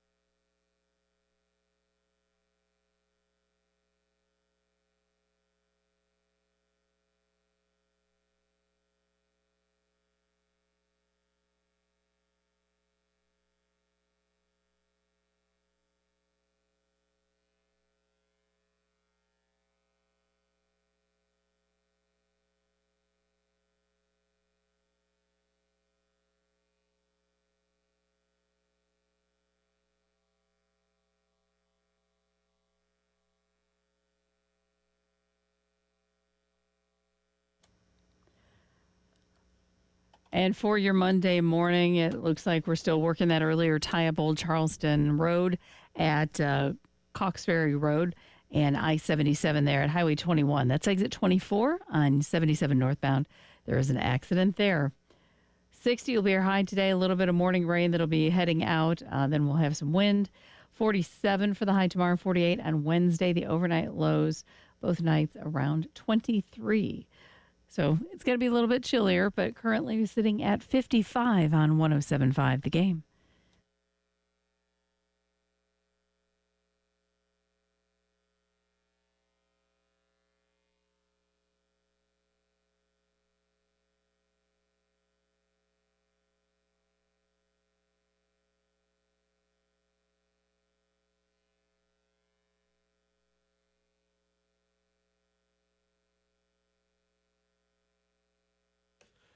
.34 as we roll along here. Kind of putting a bow, if you will, on the football season now. As Jamie Bradford joining us, looking back at the Cheez-It Citrus Bowl there, the 21-17 loss, and obviously two of the more controversial issues there with Nick Eamon-Warry and obviously with Brett Bielema and Shane Beamer, which we think I didn't see, by the way. We didn't see any trolling this weekend. Preston, no Justin Stepp tweets, no Brett Bielema tweets. Shane Beamer kind of laying low. Apparently that fell off my algorithm this weekend, so I did not see any tweets from those fellas this weekend. Jamie, was Illinois the rival that we didn't know we needed, but we definitely need moving forward? Yeah, sure. I don't know. We'll see how long that thing sustains itself up there. Brett Bielema wears thin, man. He's done this a long time. He wears thin everywhere he goes. I got a feeling it's going to happen again at some point. 803-404-6100. I'll get back, by the way. Keep sending in your worst losses. I've got a couple good ones that we'll get back to here in just a little while. One of my favorite topics. Keep sending those in as well. All right, let's real quick now transition the discussion to 2025. And Preston, I'll start with you and then I'll go to Jamie. But what do we take away from 2024 and what we saw that we will now use to gauge spring practice and get us ready for August and August 31st? Ooh, what do we want to gauge spring practice with? I think looking way too early, review. You're going to have to see what the defensive line is looking like up front. Obviously, everything came together with those guys having the experience, plus the youth, plus the transfer portal. I think all the pieces magically work together, and that might be hard to replicate again for another year just because you don't know if you're going to get that. I can go on and make another hot take. The chances of you having a Bronco Nagurski winner on the defensive line are very slim again. That's not to say that the person stepping up won't be good. It's just that we got tremendous value and performance out of that position. So I would be focusing on, can we try and get close to replicating the performance out of that group? Jamie? Yeah, last year the conversation, at least the way that I understood it about the football team and the strengths of it, were all centered around the defense, and that came to light. It was true, and the offense was going to need some time to kind of get there. I think that's going to be flipped this year. While I do think the defense is still in a really good spot with a bunch of great young talent and some older talent that's been around a while. Obviously, when you return a guy like Lenore Sellers and you return a freshman All-American left tackle, that's going to start the conversation for how good can this offense be. And I think you're going to start to have a lot of those conversations. Keep in mind, look, Lenore Sellers is the quarterback at South Carolina. That doesn't mean that's not going to be a competition. The signing of Air Nolan from Ohio State is a big deal. And I do think that those two guys are really going to go at it in the spring, and they'll probably work well throughout the summer, and then they'll do it again in fall camp. That's only going to help South Carolina's football program. I know it's early. I know that we're going to get a lot of this, but I want to go back to something we kind of talked about in December leading up to what that bowl game could mean. I'm going to go with On3 Sports. They have put out their, as you would expect, way too early top 25. Right. Have you two seen this? I saw it, yeah. South Carolina number 7, Preston. South Carolina number 7. Jamie, I hear that, and I feel kind of – it's the way too early, top 25. You're going to get a bunch of this. I just glanced to see if ESPN has put out anything after the official end of bowl season. By the way, shout out to the Fighting Pete Limbos on Saturday. Good for him. Fun to watch that game. But your thoughts on that, Jamie, because – I feel like that's what you're going to get here in January. And then maybe as we move closer to spring practice, people readjust and they fall closer to 15. But you saw that, and that is going to be part of it with Dylan Stewart, with Josiah Thompson, and, of course, with Lenore Sellers all back. Yeah, well, I think there's a few points to make there. Number one, let's start with this. Number one, we all know it's nice to get the notoriety, right? But in the recognition that we all know that that's just a bunch of garbage. No one even knows who's on their team.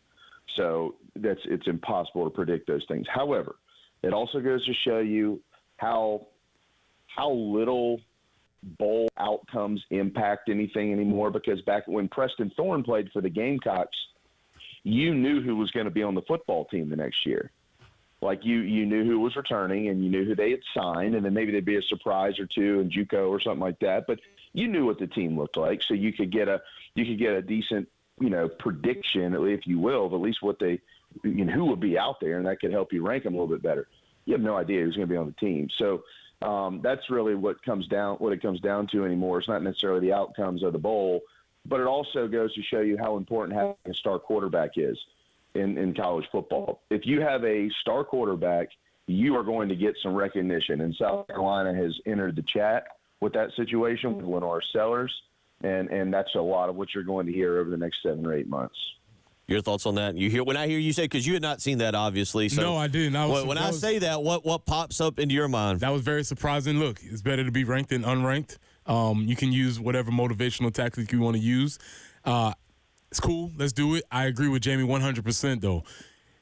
All of those other things can be fixed, but when you have a quarterback coming into the season, that makes building around that position a lot easier. So it's better to have than to not, for sure, in this situation.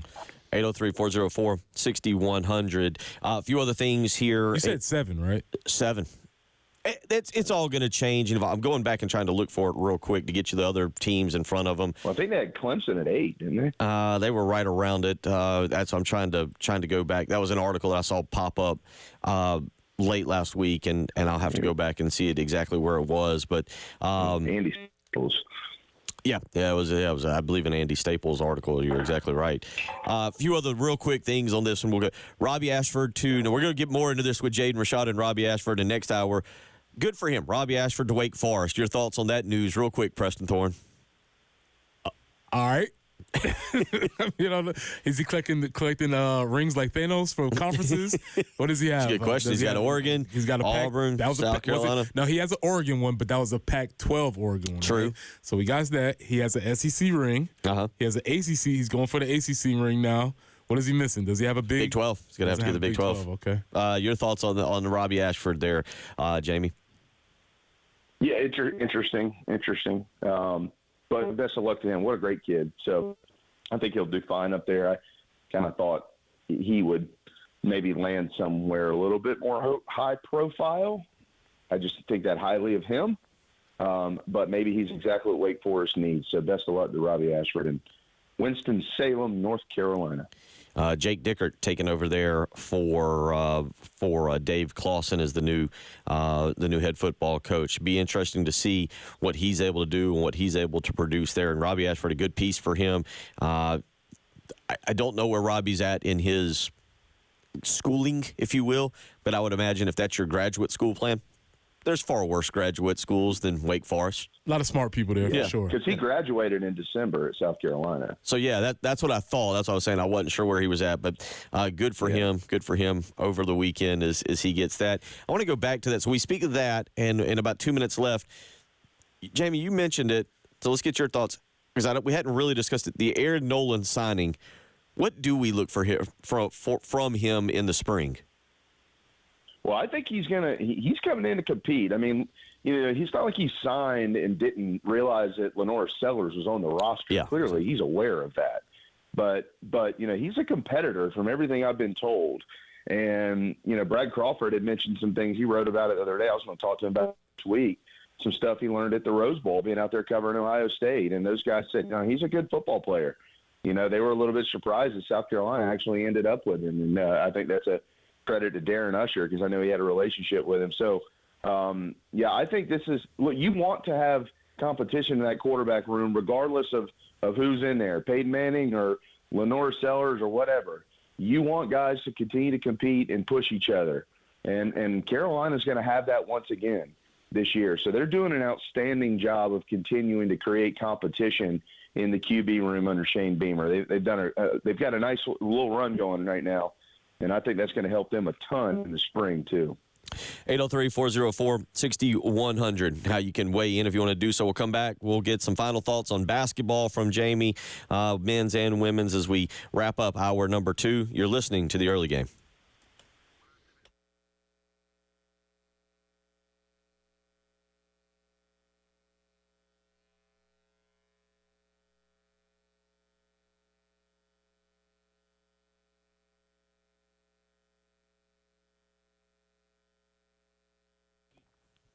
Bill Gunner for Mid-State Roofing. And if you've looked at the weather report for the next few weeks, you know that it's pretty nasty. It's kind of dreary, honestly. It's going to be cold. There's going to be some rain involved. Well, is your roof ready to handle the winter weather? Because it is officially here. If not, it's time for you to call Mid-State Roofing, because for nearly 30 years, they've been the proven leader in the roofing and waterproofing industry. And it's that history that is your assurance their professionals will provide proper advice, service, and results to the needs of your facility. Again, whether it's your business, whether it's your home, you need to make sure that roof is keeping your operation and your family dry and running well. So call today, 24 hours a day, 7 days a week. Mid-State Roofing is there to take your phone call, whether an on-call technician or a Mid-State Roofing employee. 803-356-1919. Again, that's 803-356-1919, or you can visit them on the web, midstateroofing.com. Give them a phone call today. Tell them Bill Gunner sent you.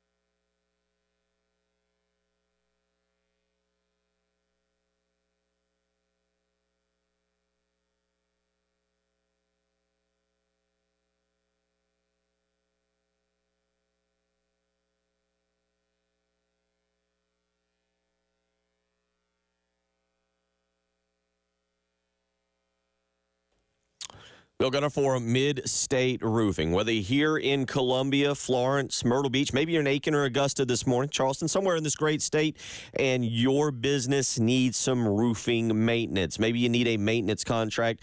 Mid-State Roofing is there for you. From high-rises to hospitals, manufacturing to industrial, Mid-State Roofing designs and installs bonded systems with a protective guarantee that keeps your operation dry and running long into the future. And they do that 24 hours a day, 7 days a week. They're there to make sure that they handle your phone call and provide the proper service, advice, and results you need to your facility. So give them a phone call, 803-356-1919. Again, that's 803-356-1919. Again, it doesn't just have to be right here in Columbia. It can be throughout this incredible state that we have. Mid-State Roofing is ready to help you. Give them a phone call, 803-356-1919. Tell them Bill Gunner sent you.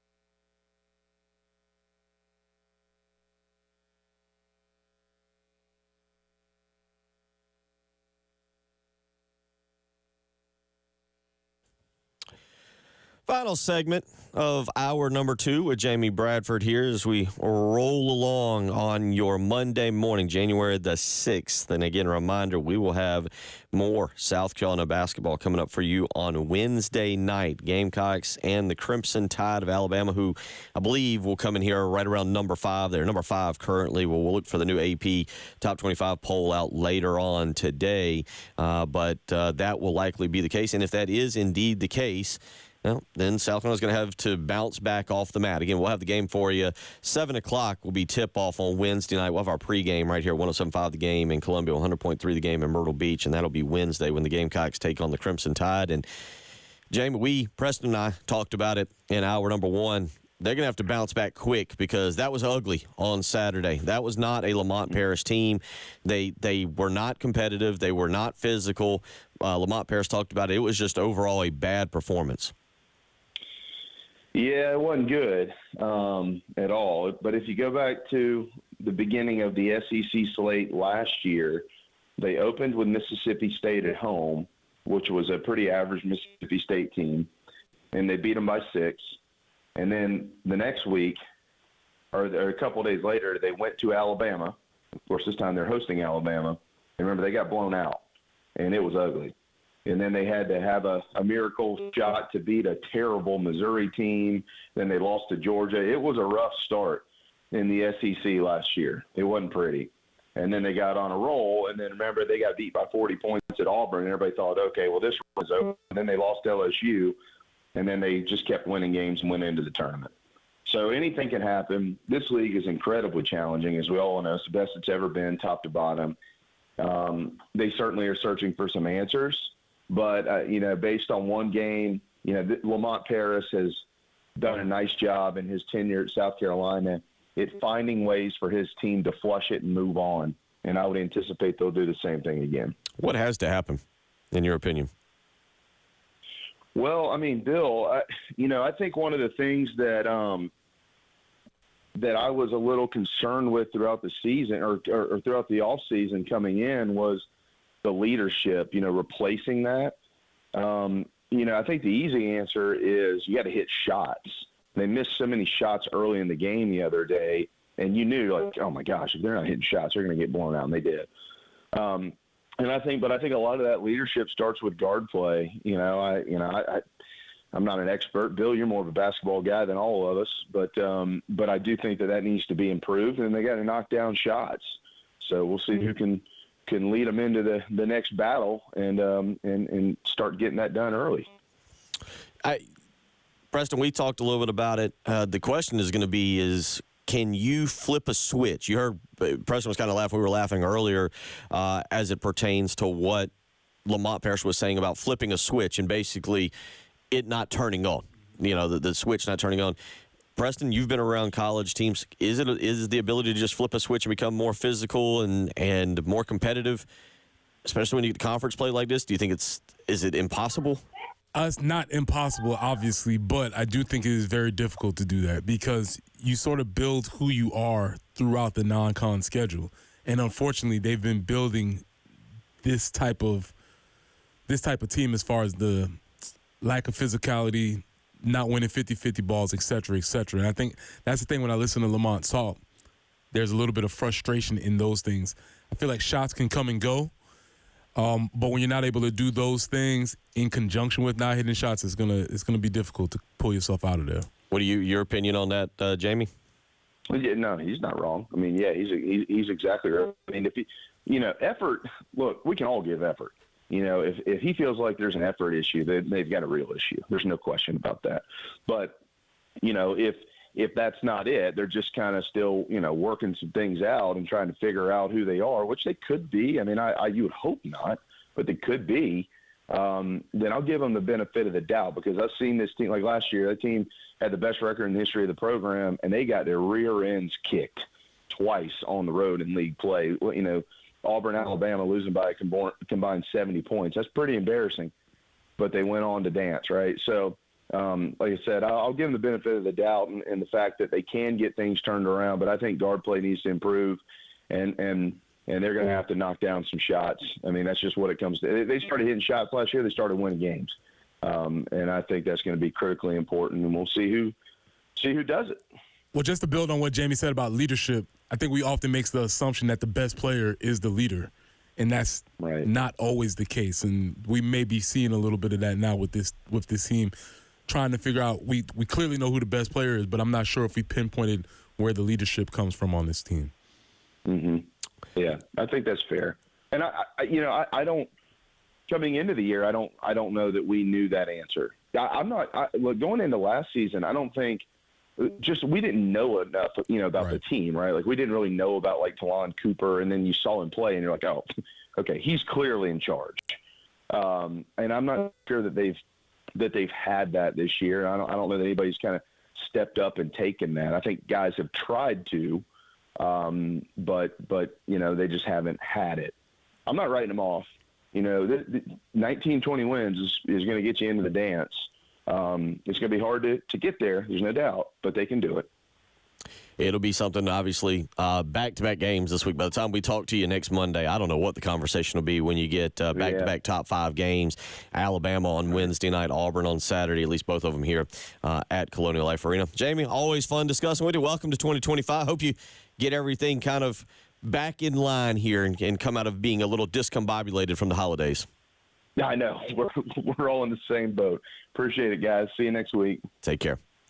Jamie Bradford joining us as he does, and he will continue to do here as we roll into 2025. We'll get into some other topics, little NFL discussion coming up, transfer portal stuff, some Thorns, Buds, and Roses. A lot to do. 1 hour to do it. It's the early game.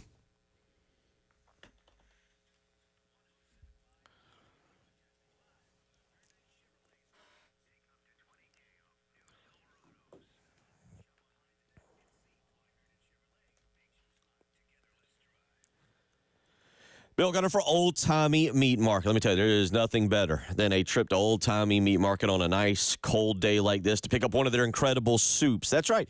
I always talk about all the great meats they have, the incredible selections of pork, of chicken, of beef, of maybe even some kind of fish that you might want. But you know what else Old Timey Meat Market has? Homemade soup. And with weather coming up like we have, there's nothing better than an Old Timey Meat Market homemade soup. Go find out for yourself. Visit one of the 3 locations, South Congaree, St. Andrews Road over in Irmo, or the Lexington store. I personally prefer the loaded baked potato soup, but you can go with a bunch of different ones that they have. It's over in the freezer section, and trust me, you will not be disappointed. So stop by. Again, 3 locations for Old Timey Meat Market: South Congaree, St. Andrews Road in Irmo, or the Lexington store. And maybe while you're there, do check out that incredible selection of meats. That's right. Whether it's a great ribeye steak, a delicious pork chop, maybe a nice cut of salmon, Old Timey Meat Market has you taken care of. Visit one of their 3 stores today. Tell them Bill Gunner sent you.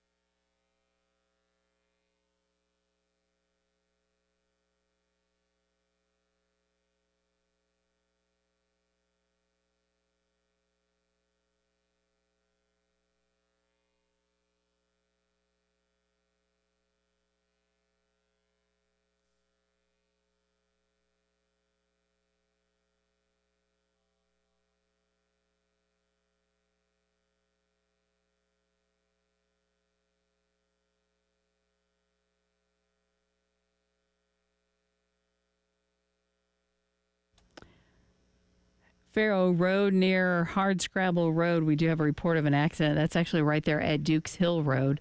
So caution there. Also, I-20 westbound at Faro Road. And I-20 westbound just before Highway 378. That would be exit 61. Those are the areas of concern at this point this morning. Looking for a high of 60 with a little bit of morning rain. That will be clearing out. Could be left with a little bit of windy conditions. Tomorrow, 47 for the high, overnight low 23. For Wednesday, 48 and 23 for that overnight low. It's going to be chilly tomorrow morning because the overnight low tonight looking to be about 28. So again, going to be bundling up for the next few days, but sitting right now at 55 on the early game.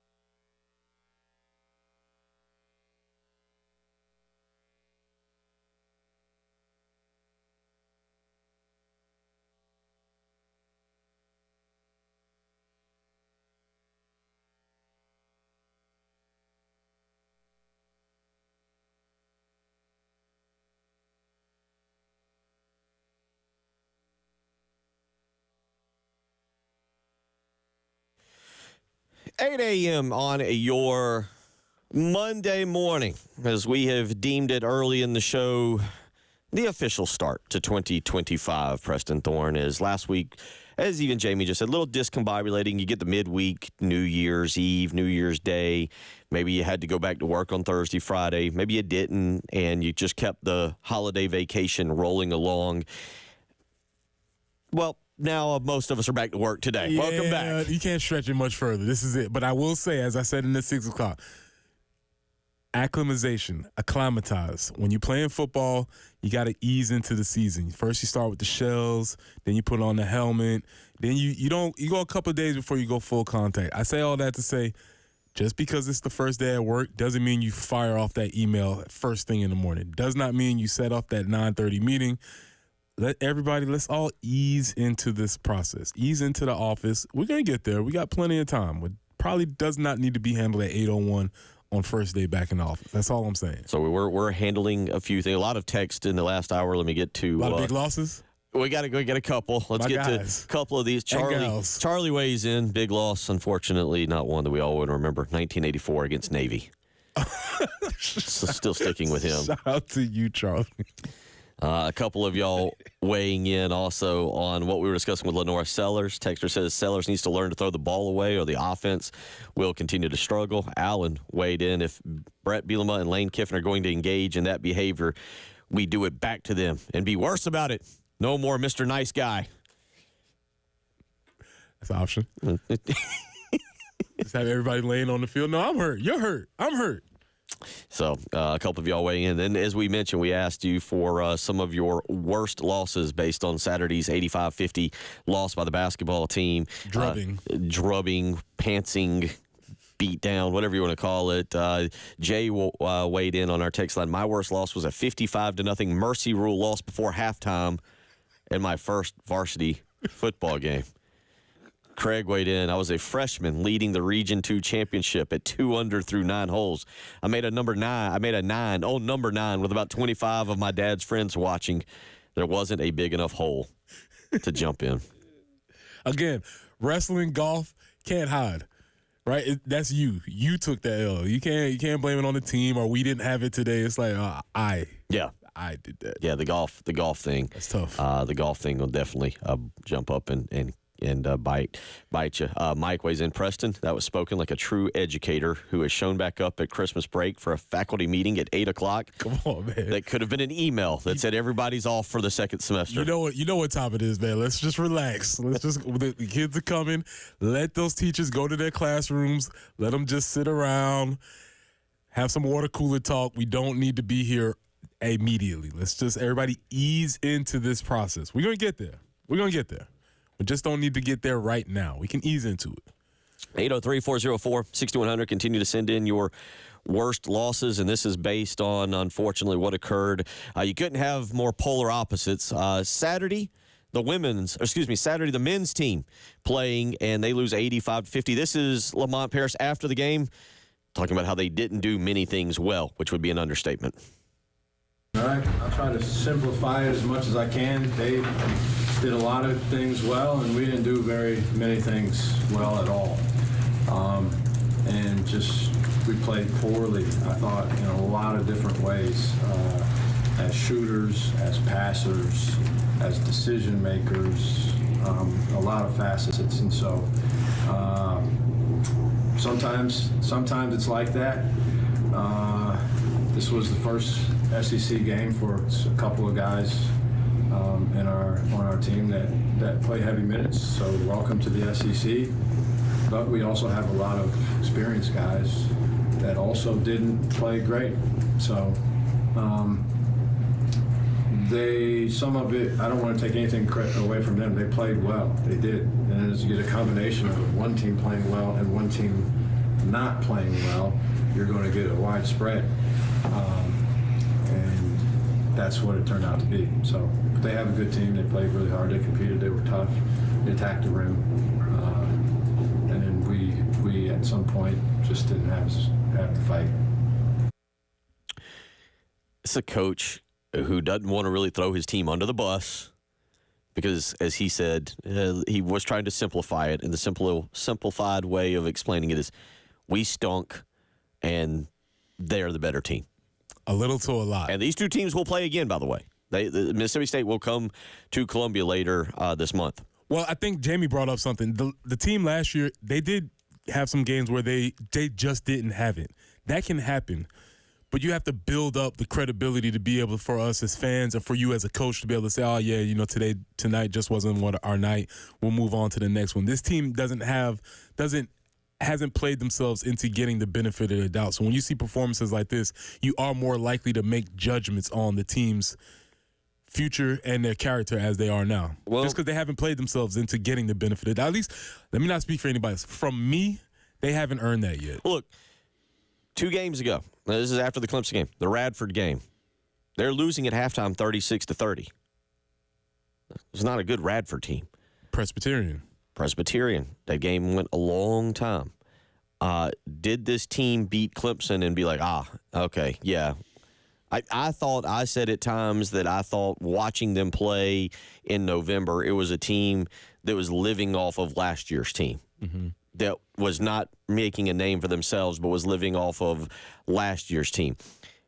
They lost some. They weren't particularly impressive. Obviously, they lose the opener against North Florida. I wouldn't say they were really impressive against South Carolina State or Towson, which, if you're just looking at the scores, you're like, man, 86-64 and 80-50. Oh, yeah, if you watch the games, you're like, something's kind of missing. But they beat Clemson, and that was a really fun game, an incredible environment at Colonial Life Arena, and a good win. A win over a top 25 Clemson team. The last two, though, they're losing to Radford 36-30 and then hold Radford to 12 points in the second half. You can't play like that in SEC play. The SEC is way too good to show up and play like that against Alabama, who, again, is going to be a top 5 team on Wednesday night. Auburn's going to be a top 2 team. They'll stay at 2 on Saturday when they come here, 1 o'clock. And then, it's not like it gets much easier. Vanderbilt's a solid team, and you got to go there to that house of horrors up there at Memorial Gymnasium. And then you got to go on the road to Oklahoma, who, again, had not lost until Saturday against Alabama. Florida is a top 10 team. They'll drop out after losing to Kentucky on Saturday afternoon. But it's not going to get easier. Well, to build that point, and I guess to transition us to the women's basketball team, you said the phrase, they're not going to be able to do that.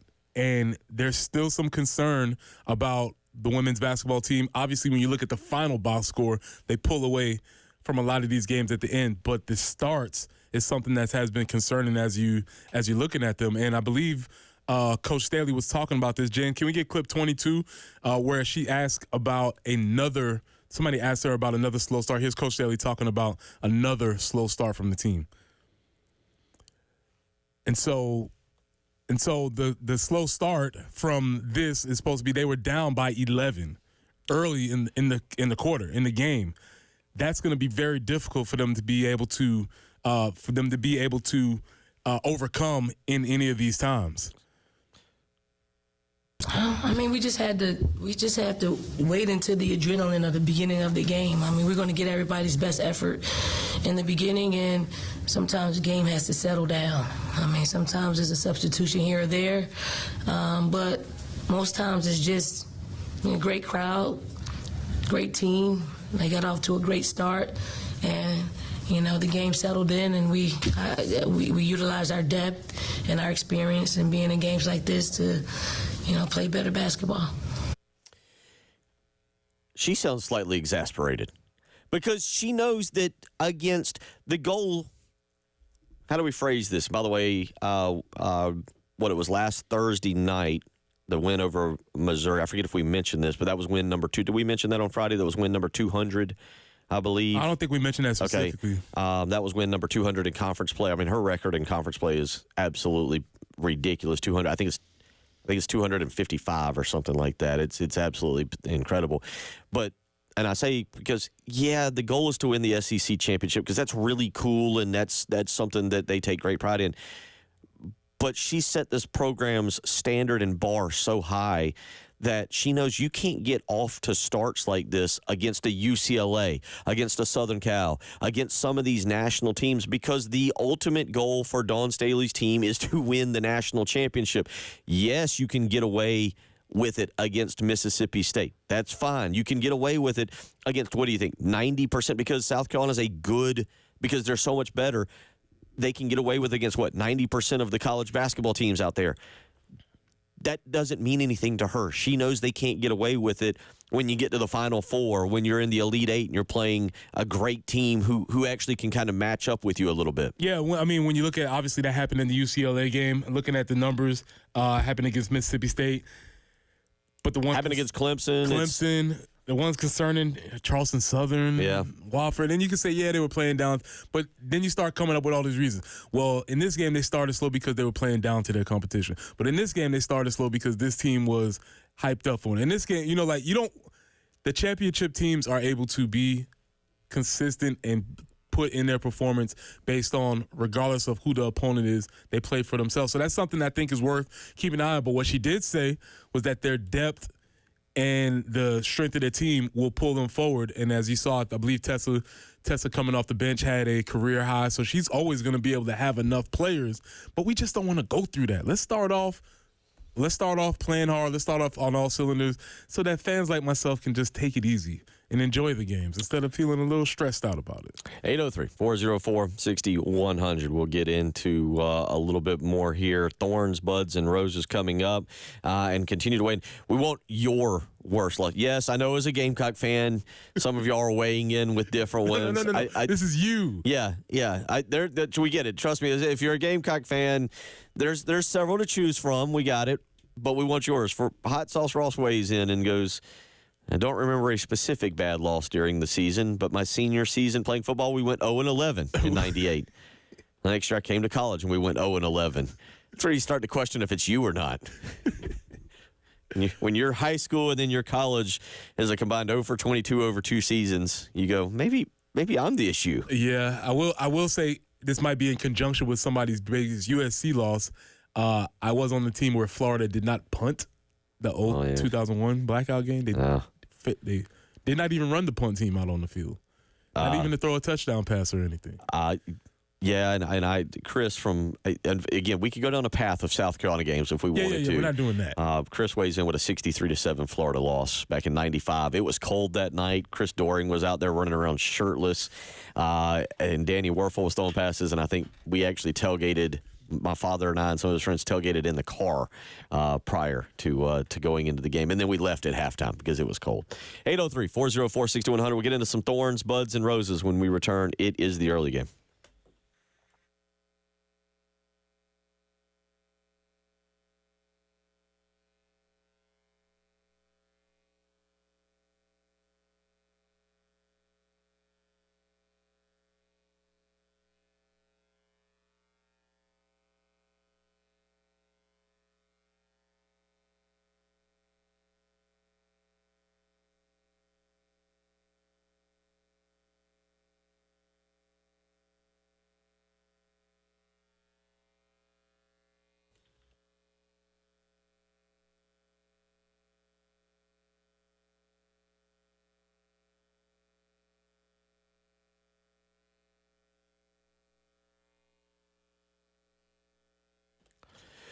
Bill Gunner for Love Chevrolet. Let me ask, do you really want to start 2025 out in the same old ride that you've been riding around with, or is it time for you to get a fresh new ride, maybe a brand new Tahoe, a Silverado, or maybe there's something else that you are thinking about? Well, guess what? With Love Chevrolet, now is the time to go visit their 14 acres of brand new Chevys. Their entire lineup of award-winning vehicles is waiting for you to check out and find that ride that will get you through 2025. So stop by I-26 in Harbison between Lowe's and Frankie's Fun Park. You can visit them on the web as well, lovechevy.com. They have their brand new Chevys on the lot, 14 acres to be exact, and right now they have the absolute best deals. There's no better time to stop by Love Chevrolet than now. The color, the style, and the features you've been looking for, and New Year's savings. Stop by Love Chevrolet today, and together, let's drive.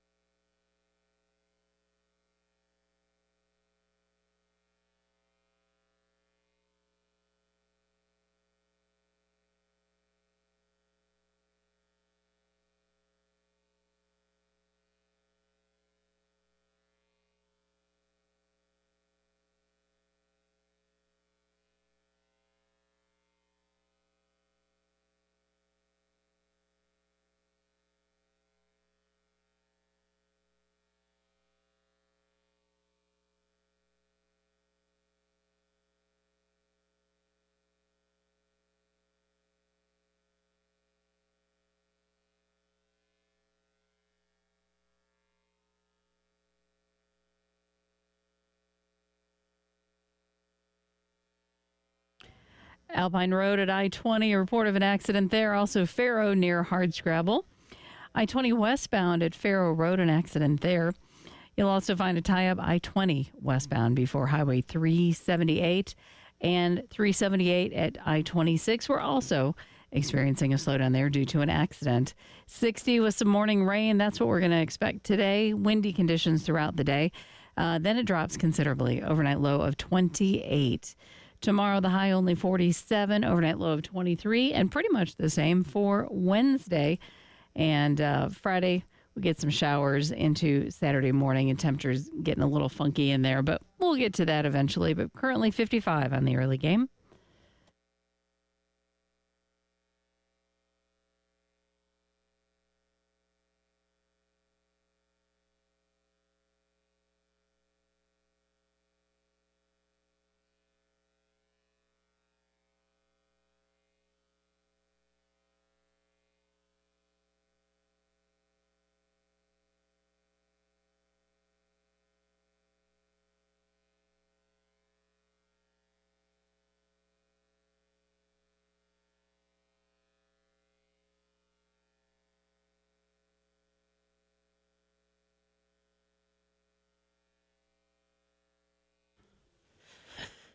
8:20 as we get up and get going here on a Monday morning where we are officially into 2025 now.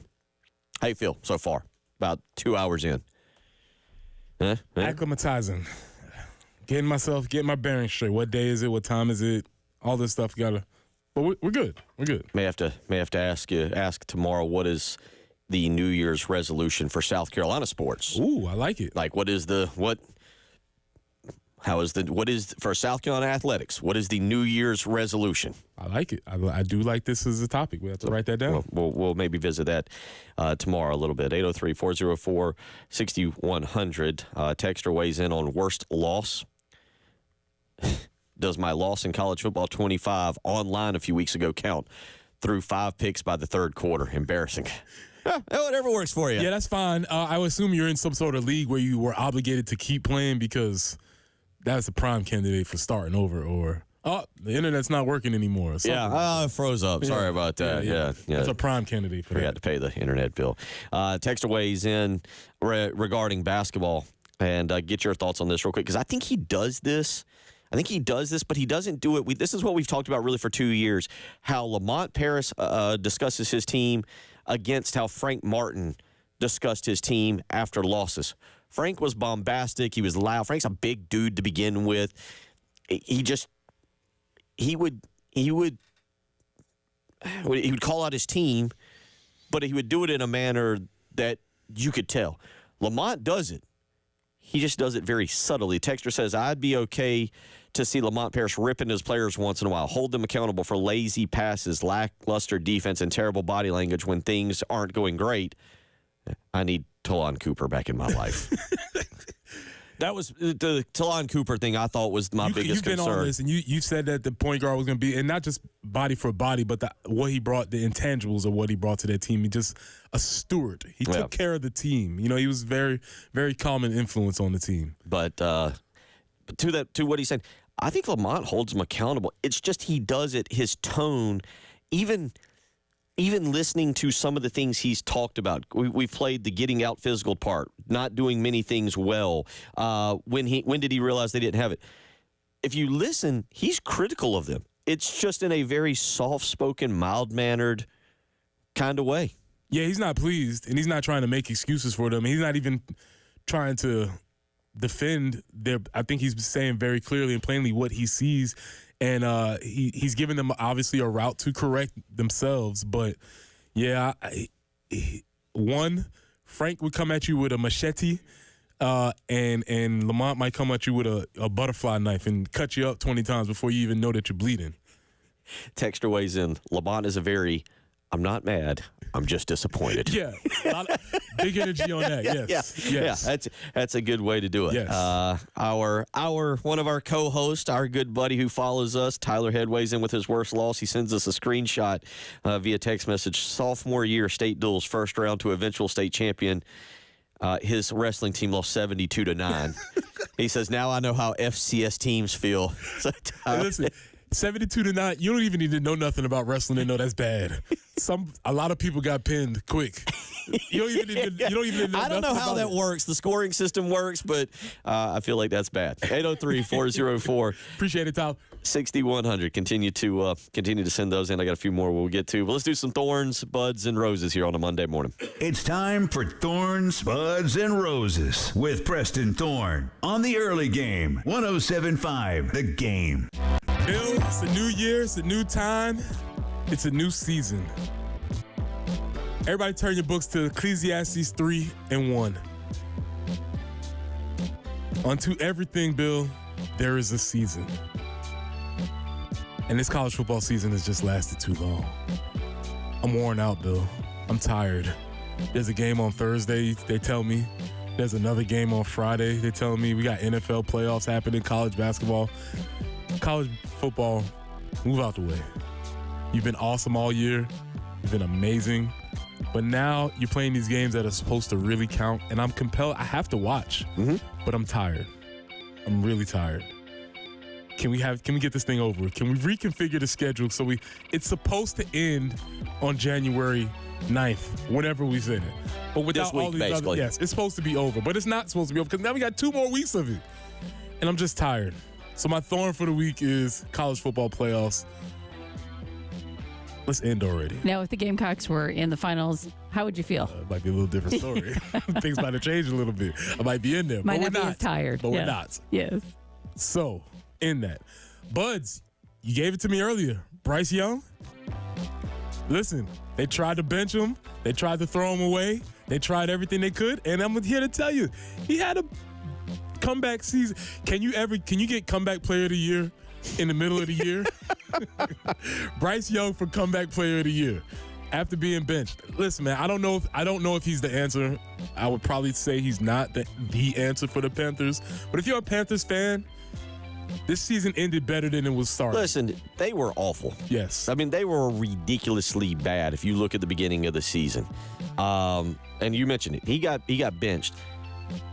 I don't take what you will from this. Take what you will from it. But they won 2 of their last 3 games. They beat the Cardinals. They lost to the Bucks. Got blown out by the Bucks and beat the Falcons. I don't. They're 5-12. They still stink. Yeah, they're not good. But I do think if you are a Panthers fan, and God bless your heart, if you made it this far, you can go into the next season with some sense of optimism. Because I think Dave Canales did a decent job. Bryce Young came back from the dead. You should be okay. All right, roses. I need 11 roses, Bill. You know why I need 11 roses? Nobody else would ever guess why I needed 11 roses either, because I was surprised that I need 11 roses. I need 11 roses for Mike Evans having 11 straight seasons with 1,000 yards receiving. Who would have ever thought? This is the most surprising, and Mike Evans is the best Hall of Famer that I consistently don't even think of. Probably so. Good point. He's had 11 straight 1,000-yard season. He's won a Super Bowl. He's anchored a franchise. And I'm consistently surprised that he even exists. It's amazing to me. I heard his numbers again and said, I was like, what? Just quietly doing his stuff. Mike Evans and Jerry Rice shouldn't exist in the same sentence, except that they actually do, which is wild. So 11 roses to Mike Evans. And also, in the frame of this, I would like to extend another olive branch. Uh-oh. I would like to extend an olive branch to PJ Fleck. You took the Mayo Bowl dump like a champ. And you know what? I respect you for that. You didn't wear a hat. You didn't run. You took it like a champ. You won the game. And I respect that. So here's an olive branch to PJ Fleck. And his skin has never looked better. Yeah, that moisturizing ability of the Duke's mayonnaise. Yeah. Bill, those are Thorns, Buds, and Roses. Couple things. Let's go back to Bryce Young for just a second. So I'm glancing at last 3 games of the season. Again, 2-1 for the Panthers. You want to ballpark how many interceptions he threw? Towards the end? Last 3 games. Ooh, I don't know. 0. Touchdowns? You want a ballpark? 5? 7. Okay. 7 touchdowns. Yesterday, 25 of 34, 251 yards, 3 touchdowns, no interceptions. Again, they got bludgeoned by Tampa Bay 2 weeks ago, 48-14. But 15 of 28 for 203, 2 touchdowns, no interceptions. And in that Arizona win in overtime, 17 of 26 for 158 yards, 2 touchdowns, no interceptions. He's kind of, Also, the Panthers are really interesting Gamecock stories. JD being the savvy vet now. He's just hanging around, collecting checks, playing solid ball. J.C. Horns making it to the Pro Bowl, finally healthy for a whole season. Xavier Legette had a solid rookie 3 catches, outing. 30 yards yesterday. Again, if you are a Panthers fan, there is a little bit of reason for optimism. One other thing from that, just in terms of the NFL, Rico Dowdle. You talk about not that Rico Dowdle is a Hall of Famer, but again, you can put him in the same category. We're going to look back and be like, so of all the Gamecock running backs over the last 24 years, Rico Dowdle had the best NFL career? Not Corey Boyd. Obviously, the Marcus Lattimore situation was what it was. Mike Davis was good for a few years. Kevin Harris has done some things.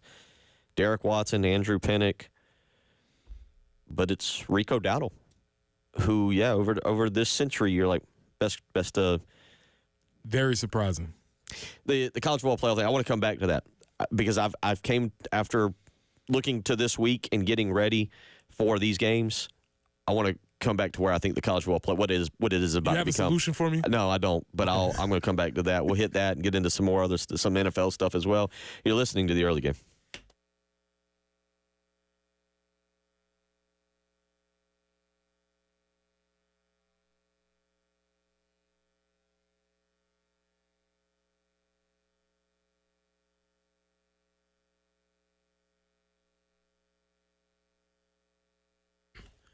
Are you heading into New Year with that same old joint pain in your knees, pain in your hips, back, shoulders, whatever it is? Make the decision in 2025 to say no and get moving again with the help from QC Kinetics. QC Kinetics is the nation's leader in regenerative medicine and joint preservation. Yes, you can revitalize your joints with advanced orthobiologic treatments at QC Kinetics. That means no steroids, no drugs, and no surgery. This is the future of medicine. Tens of thousands of people with pain have discovered that these cellular treatments and are living life again without the pain and constant pain in their joints. So want to learn more about how you can refresh your joints and get lasting relief? Call QC Kinetics for a free consultation. Deal with joint pain now so you can make the most of your new year. Call QC Kinetics at 803-281-6860. That's 803-281-6860.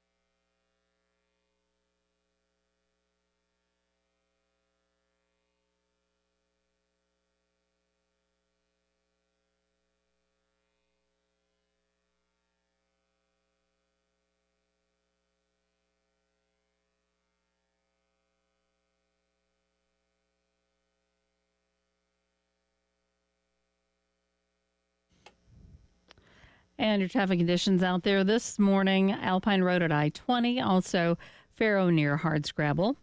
I-20 westbound at Faro Road, also I-20 westbound before Highway 378, so 2 accidents there, separated by a few miles. We're also looking at 277 northbound at Faro and Highway 378 at I-26, another slowdown there. 60 with some morning rain today. It's going to be windy throughout the day, but the rain should be clearing out after lunchtime. Again, 60 for the high, but that overnight low of 28. 47 tomorrow, 23 for the overnight low, and we're going to have several cold mornings ahead. Right now, we will welcome that 56 on the early game.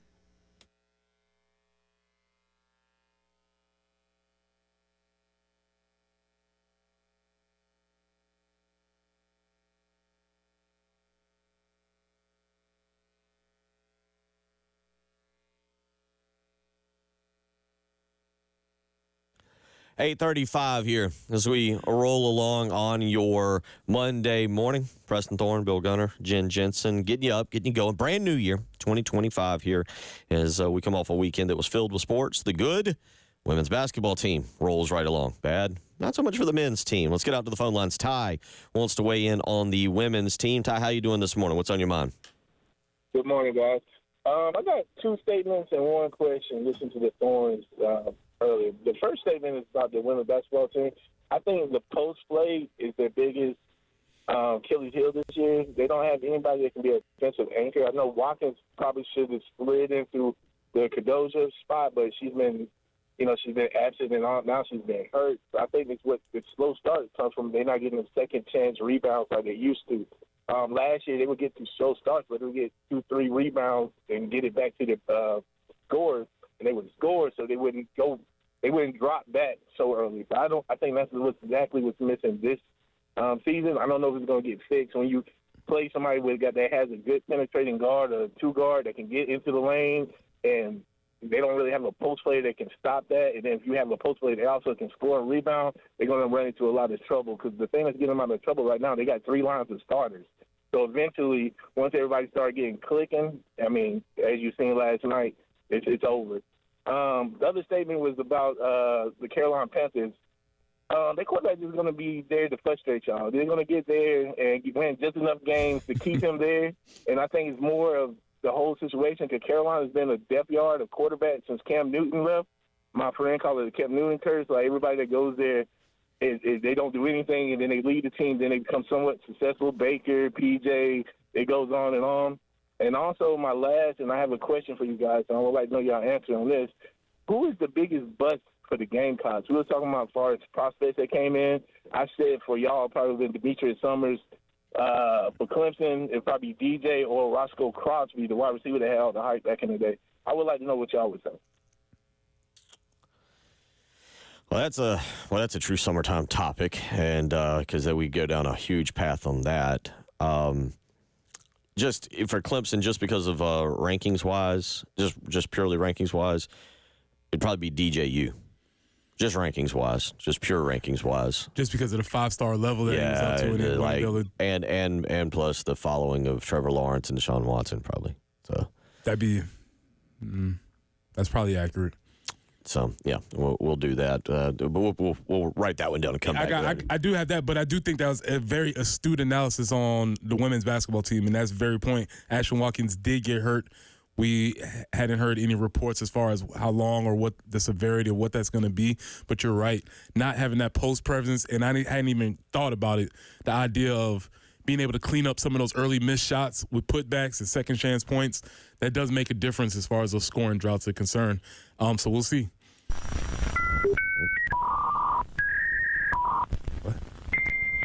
This is our breaking news fax machine. This is how we break news around here. Our fax machine goes off. Oh, we've got breaking news. What's going on? We very rarely get to use the breaking news fax machine in the morning. We've kept it here from signing day, and it's still sitting over in the corner. There is some breaking NFL news. Doug Peterson has now officially been fired from the Jacksonville Jaguars. And I think, Preston, you and I were doing the show when Urban Meyer was kicking Jaguars on the sideline. I wasn't quite here yet. You weren't quite here yet? Yes. And I stated at that time that I thought maybe Patrick was with it. Maybe that was when I was with Patrick, and Doug Peterson was coming out. I was like, this is a lifeline for Trevor Lawrence. This will save his career. Doug Peterson will come in. I think Peterson was, 2 years removed? I don't remember the exact time frame from his run with the Eagles where he was able to build up Carson Wentz and then had the Nick Foles Super Bowl run and everything. And I thought that this would be the lifeline that Trevor Lawrence wants, and now Doug Peterson is fired, as well as the Jaguars have fired head coach Doug Peterson, but retained general manager Trent Baalke this morning. This just coming out. So Peterson now, at least in 2 days, becomes the second head coach fired. Jared Mayo of the Pats fired. Yeah, both of those are very interesting situations. Jared Mayo, one and done. I made the hot take in the first. Jared Mayo is going to go from Patriot Blue to Tar Heel Blue. Watch out. Mark it on that one. It seems as if the Patriots are now pursuing Mike Vrabel. Can't be mad at that. He's been successful. Yep. He's a Patriots guy. That might be what they're doing with that. As far as Doug Peterson is concerned, you have to make that change. You've invested all of this money into this quarterback who seemingly is regressing. 4-13 this year. Yeah, you have to make that change. And the reason why you make that change is because you look at what Detroit is doing right now, or you look at what my Minnesota Vikings are doing right now. You can see how by changing the head coach, you can completely change the culture of an organization. Detroit is on their way after 4 years. So, Jen, that means there's hope for the Bears if they get it right. But if you get the head coach right, you can change the trajectory of the whole organization. And I think that's where, if you're the Jacksonville Jaguars, you're like, man, we can't do this anymore. Maybe the people who own them will actually care about, getting the right coach. I do have questions about the Jaguars ownership. Shad Khan. I don't know. But to be fair, I thought Doug Peterson was going to be a good hire. I thought he would be. I thought that would be a success. I didn't mean I thought that he would lead them to a Super Bowl or coach them to a Super Bowl, but I thought he would be better for Trevor Lawrence. And Lawrence did get injured this year. Also, real quick, shout out to Trevor Lawrence, and I believe it's his wife's name is, Marissa, if I'm saying that. I believe that is correct. Reports are that they welcomed their first child, a baby girl, on Saturday morning. So congratulations to the Lawrence family. Maybe a congratulations to him now as he gets a third chance in the NFL after the Urban Meyer debacle. And again, nobody's going to feel sorry for Trevor. Right? He's doing very well, financially compensated. However, it is interesting, a player who comes from such an organization that has everything going in the right direction, has a clear and defined leader, a culture, and then he just gets tossed into the NFL, into mayhem. That is I would imagine his professional life has been very disappointing. Yep. So but congratulations to him on the personal thing there. That's pretty cool to see. But it'll be interesting to see who the Jags pursue, because that roster has potential. And I wouldn't say Super Bowl winning potential just yet, but it has potential. They're going to have another high draft pick. Also, is Bill Belichick like, hey? You think Belichick sent a text message to Robert Kraft yesterday? I'm not available. I've already taken a job. he might not take that Patriot job, but that Jacksonville job, I don't know. But I could just see him texting Robert Kraft just a real smart bleep comment of sorry, I've already taken my job. I will not be interviewing for your Patriots. That's a weird situation because Jared Mayo was a hand-picked successor. He goes 4-13, and they got to figure out their quarterback situation with Drake May. Yeah, I mean, I don't know if you can figure out things in 1 year, and I would say he probably got a raw deal on that. However, if the guy that you want is out there, then you probably have to make that move. Well, yeah, if you did want Mike Vrabel and you made a move on him. 803-404-6100. We'll come back. We'll put a bow on the show. Some final thoughts here on what all occurred from the weekend. You're listening to The Early Game.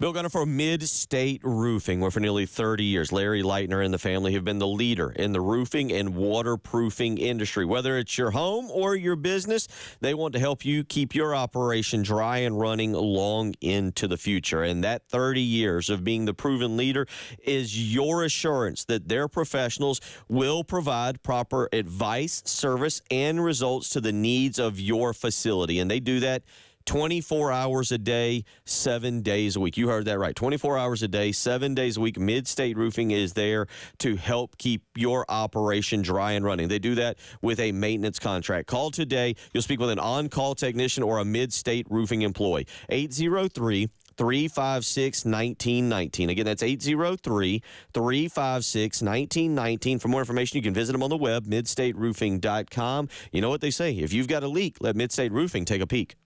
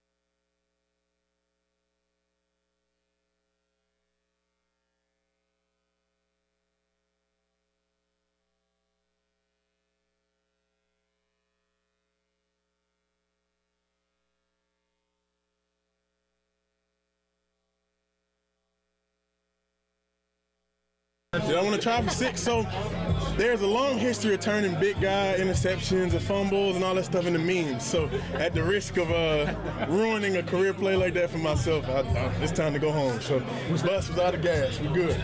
Was that the first interception that you ever had? Yes.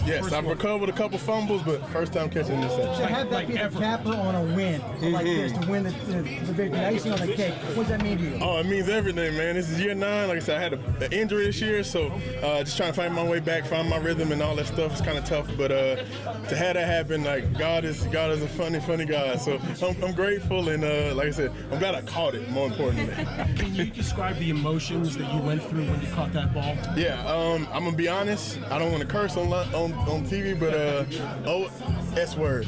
You know what I'm saying? Say, oh my God, he really threw this football. So no, I got fairly decent hands. I'm glad I caught it, and like I said, Coach Freak the smart football, and like I said, I don't want to end up on a meme on Instagram, my wife and everybody laughing at me. So we did the right thing. We got down and kept it moving.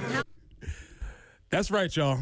We were robbed of a thick six, but we got something even greater in return. Michael Pierce with an interception. If you haven't seen it, just go to Google and check it out.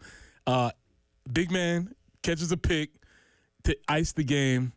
Lots of field in front of him. Decides to take I think we call it taking a knee. But in taking a knee, he does it in true big man fashion, gets up off the field. One of a tremendous moment for this fella. So, Michael Pierce, if I didn't give you a rose during Thorns, Buds, and Roses, I have to give it to you now, because even though you didn't get the thick six, you still made your way into our hearts. There you go. Congratulations to Michael Pierce. It was a beautiful, beautiful moment. Yeah. You left out a rose, but that's okay. You made up for it, and I like that. Doesn't want to end up as a meme or anything. Although, if you watch the video, the way he goes down, I don't know if he's going to have accomplished his goal. Very memeable. Very, very memeable the way he took the knee. And it, like I said, he's 355, man. He caught the ball. He didn't mean to catch the ball. He hit him. He wrapped his arms around it, and now he has to run. And he's like, you know what? Nah, I don't think that's not my job description. Yeah. Wise decision there. Interesting week of playoffs, or interesting weekend. Jared Mayo wins the final game for the Pats. Cost them the number 1 pick. That's why he got fired. Let's hear this real quick. This is number 15. This is Jared Mayo yesterday on people upset that their win cost them the number 1 pick. Look, anytime we step foot, and I've said this over the past couple of weeks, as a player, as a coach, we always want to go out there and win. And hope you enjoyed it. Hope you liked it. I don't know if he was going to be fired or not after, but I feel like as a coach, you can be like, but we got the number 1 pick, and I got a young quarterback, and we're going to build this thing up. Now they're like, oh, we got the number 4 pick. Yeah, big difference. And here's the thing on that pick. I don't know if they would have drafted Cam Ward or Shedeur Sanders, or maybe if they're going, but you could take that number 1 pick and parlay that into, say, 3 or 4 other picks. Yeah, you can flip it, because you're presuming that they're cool with Drake May. You're presuming that they have Drake May, and that's what they're good for. Or my guy. They got my guy. Joe Milton. They got throw it long, throw it hard, Joe Milton. They got my guy throwing rockets up there to somebody. So you would presume that they're cool on the quarterback position, but yeah, man, sometimes maybe he knew. Maybe he's like, I'm not coming back next year. Let's go out with it. That's a good point. Maybe he was like, I got to increase the wins on my resume. It's a good point. Whereas Robert Kraft's up there like, stop, fall down. They beat the Bills yesterday in that busy week here for us. We got a lot going on. Carolina Calls on Tuesday and Thursday. Tuesday night will be the Carolina Calls with Dawn Staley, 6 o'clock. Thursday night will be Carolina Calls with Lamont Paris right here on 107.5 at the Game as well. Wednesday night we'll have the men's basketball game that will take place at that will take place 6:30 pregame, 7 o'clock tip off right here 107.5 the Game, 100.3 the Game in Myrtle Beach. And on Thursday on 98.5 WOMG here in Columbia, we will have the women's game. They will play at 5 o'clock. Don't know why here at home, but they will play 5 o'clock, I guess because of the college football playoff, which is what I was getting to. They will play at 5 o'clock, pregame 4:30, 5 o'clock tip-off here in Columbia at CLA against Texas A&M. So we've got that for you as well. Speaking of which, we have the college football playoff this week. And, Preston, real quick, I think that because we're getting an odd playoff in the first year, Notre Dame and Penn State, who I don't feel like anybody feels is even close to the best teams in the country, Ohio State, Texas, you might feel different about. I feel like we're going to start to tune out the college football playoff and almost be like, there's a regular season champion, Oregon, because they went undefeated. But I'm interested in this because I don't want to say I'm tired of the college football playoff, but maybe disinterested. Like, I'll watch it because it's on Thursday night, and Friday night I'm going again. They're honoring my state championship basketball team at Lexington as Lexington plays Irmo. But I kind of like I don't have energy for it. As I said, it's like finishing binge watching a series. It's like, all right, I guess I got to finish this. I started Mad Men. And I'm trying. And here's the other part. I'm trying to think of like, well, what game would have intrigued me? Would have Georgia Penn State really intrigued me? It feels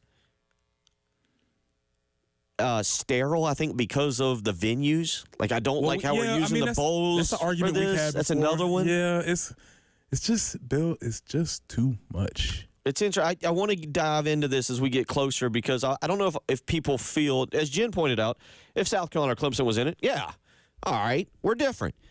But think about it. You got a little homework assignment. We'll get into some Gamecock New Year's resolutions tomorrow, maybe even back into a little bit of that and get you rolling. Welcome back, 2025. Good? Let's go. Good? All right. See you tomorrow.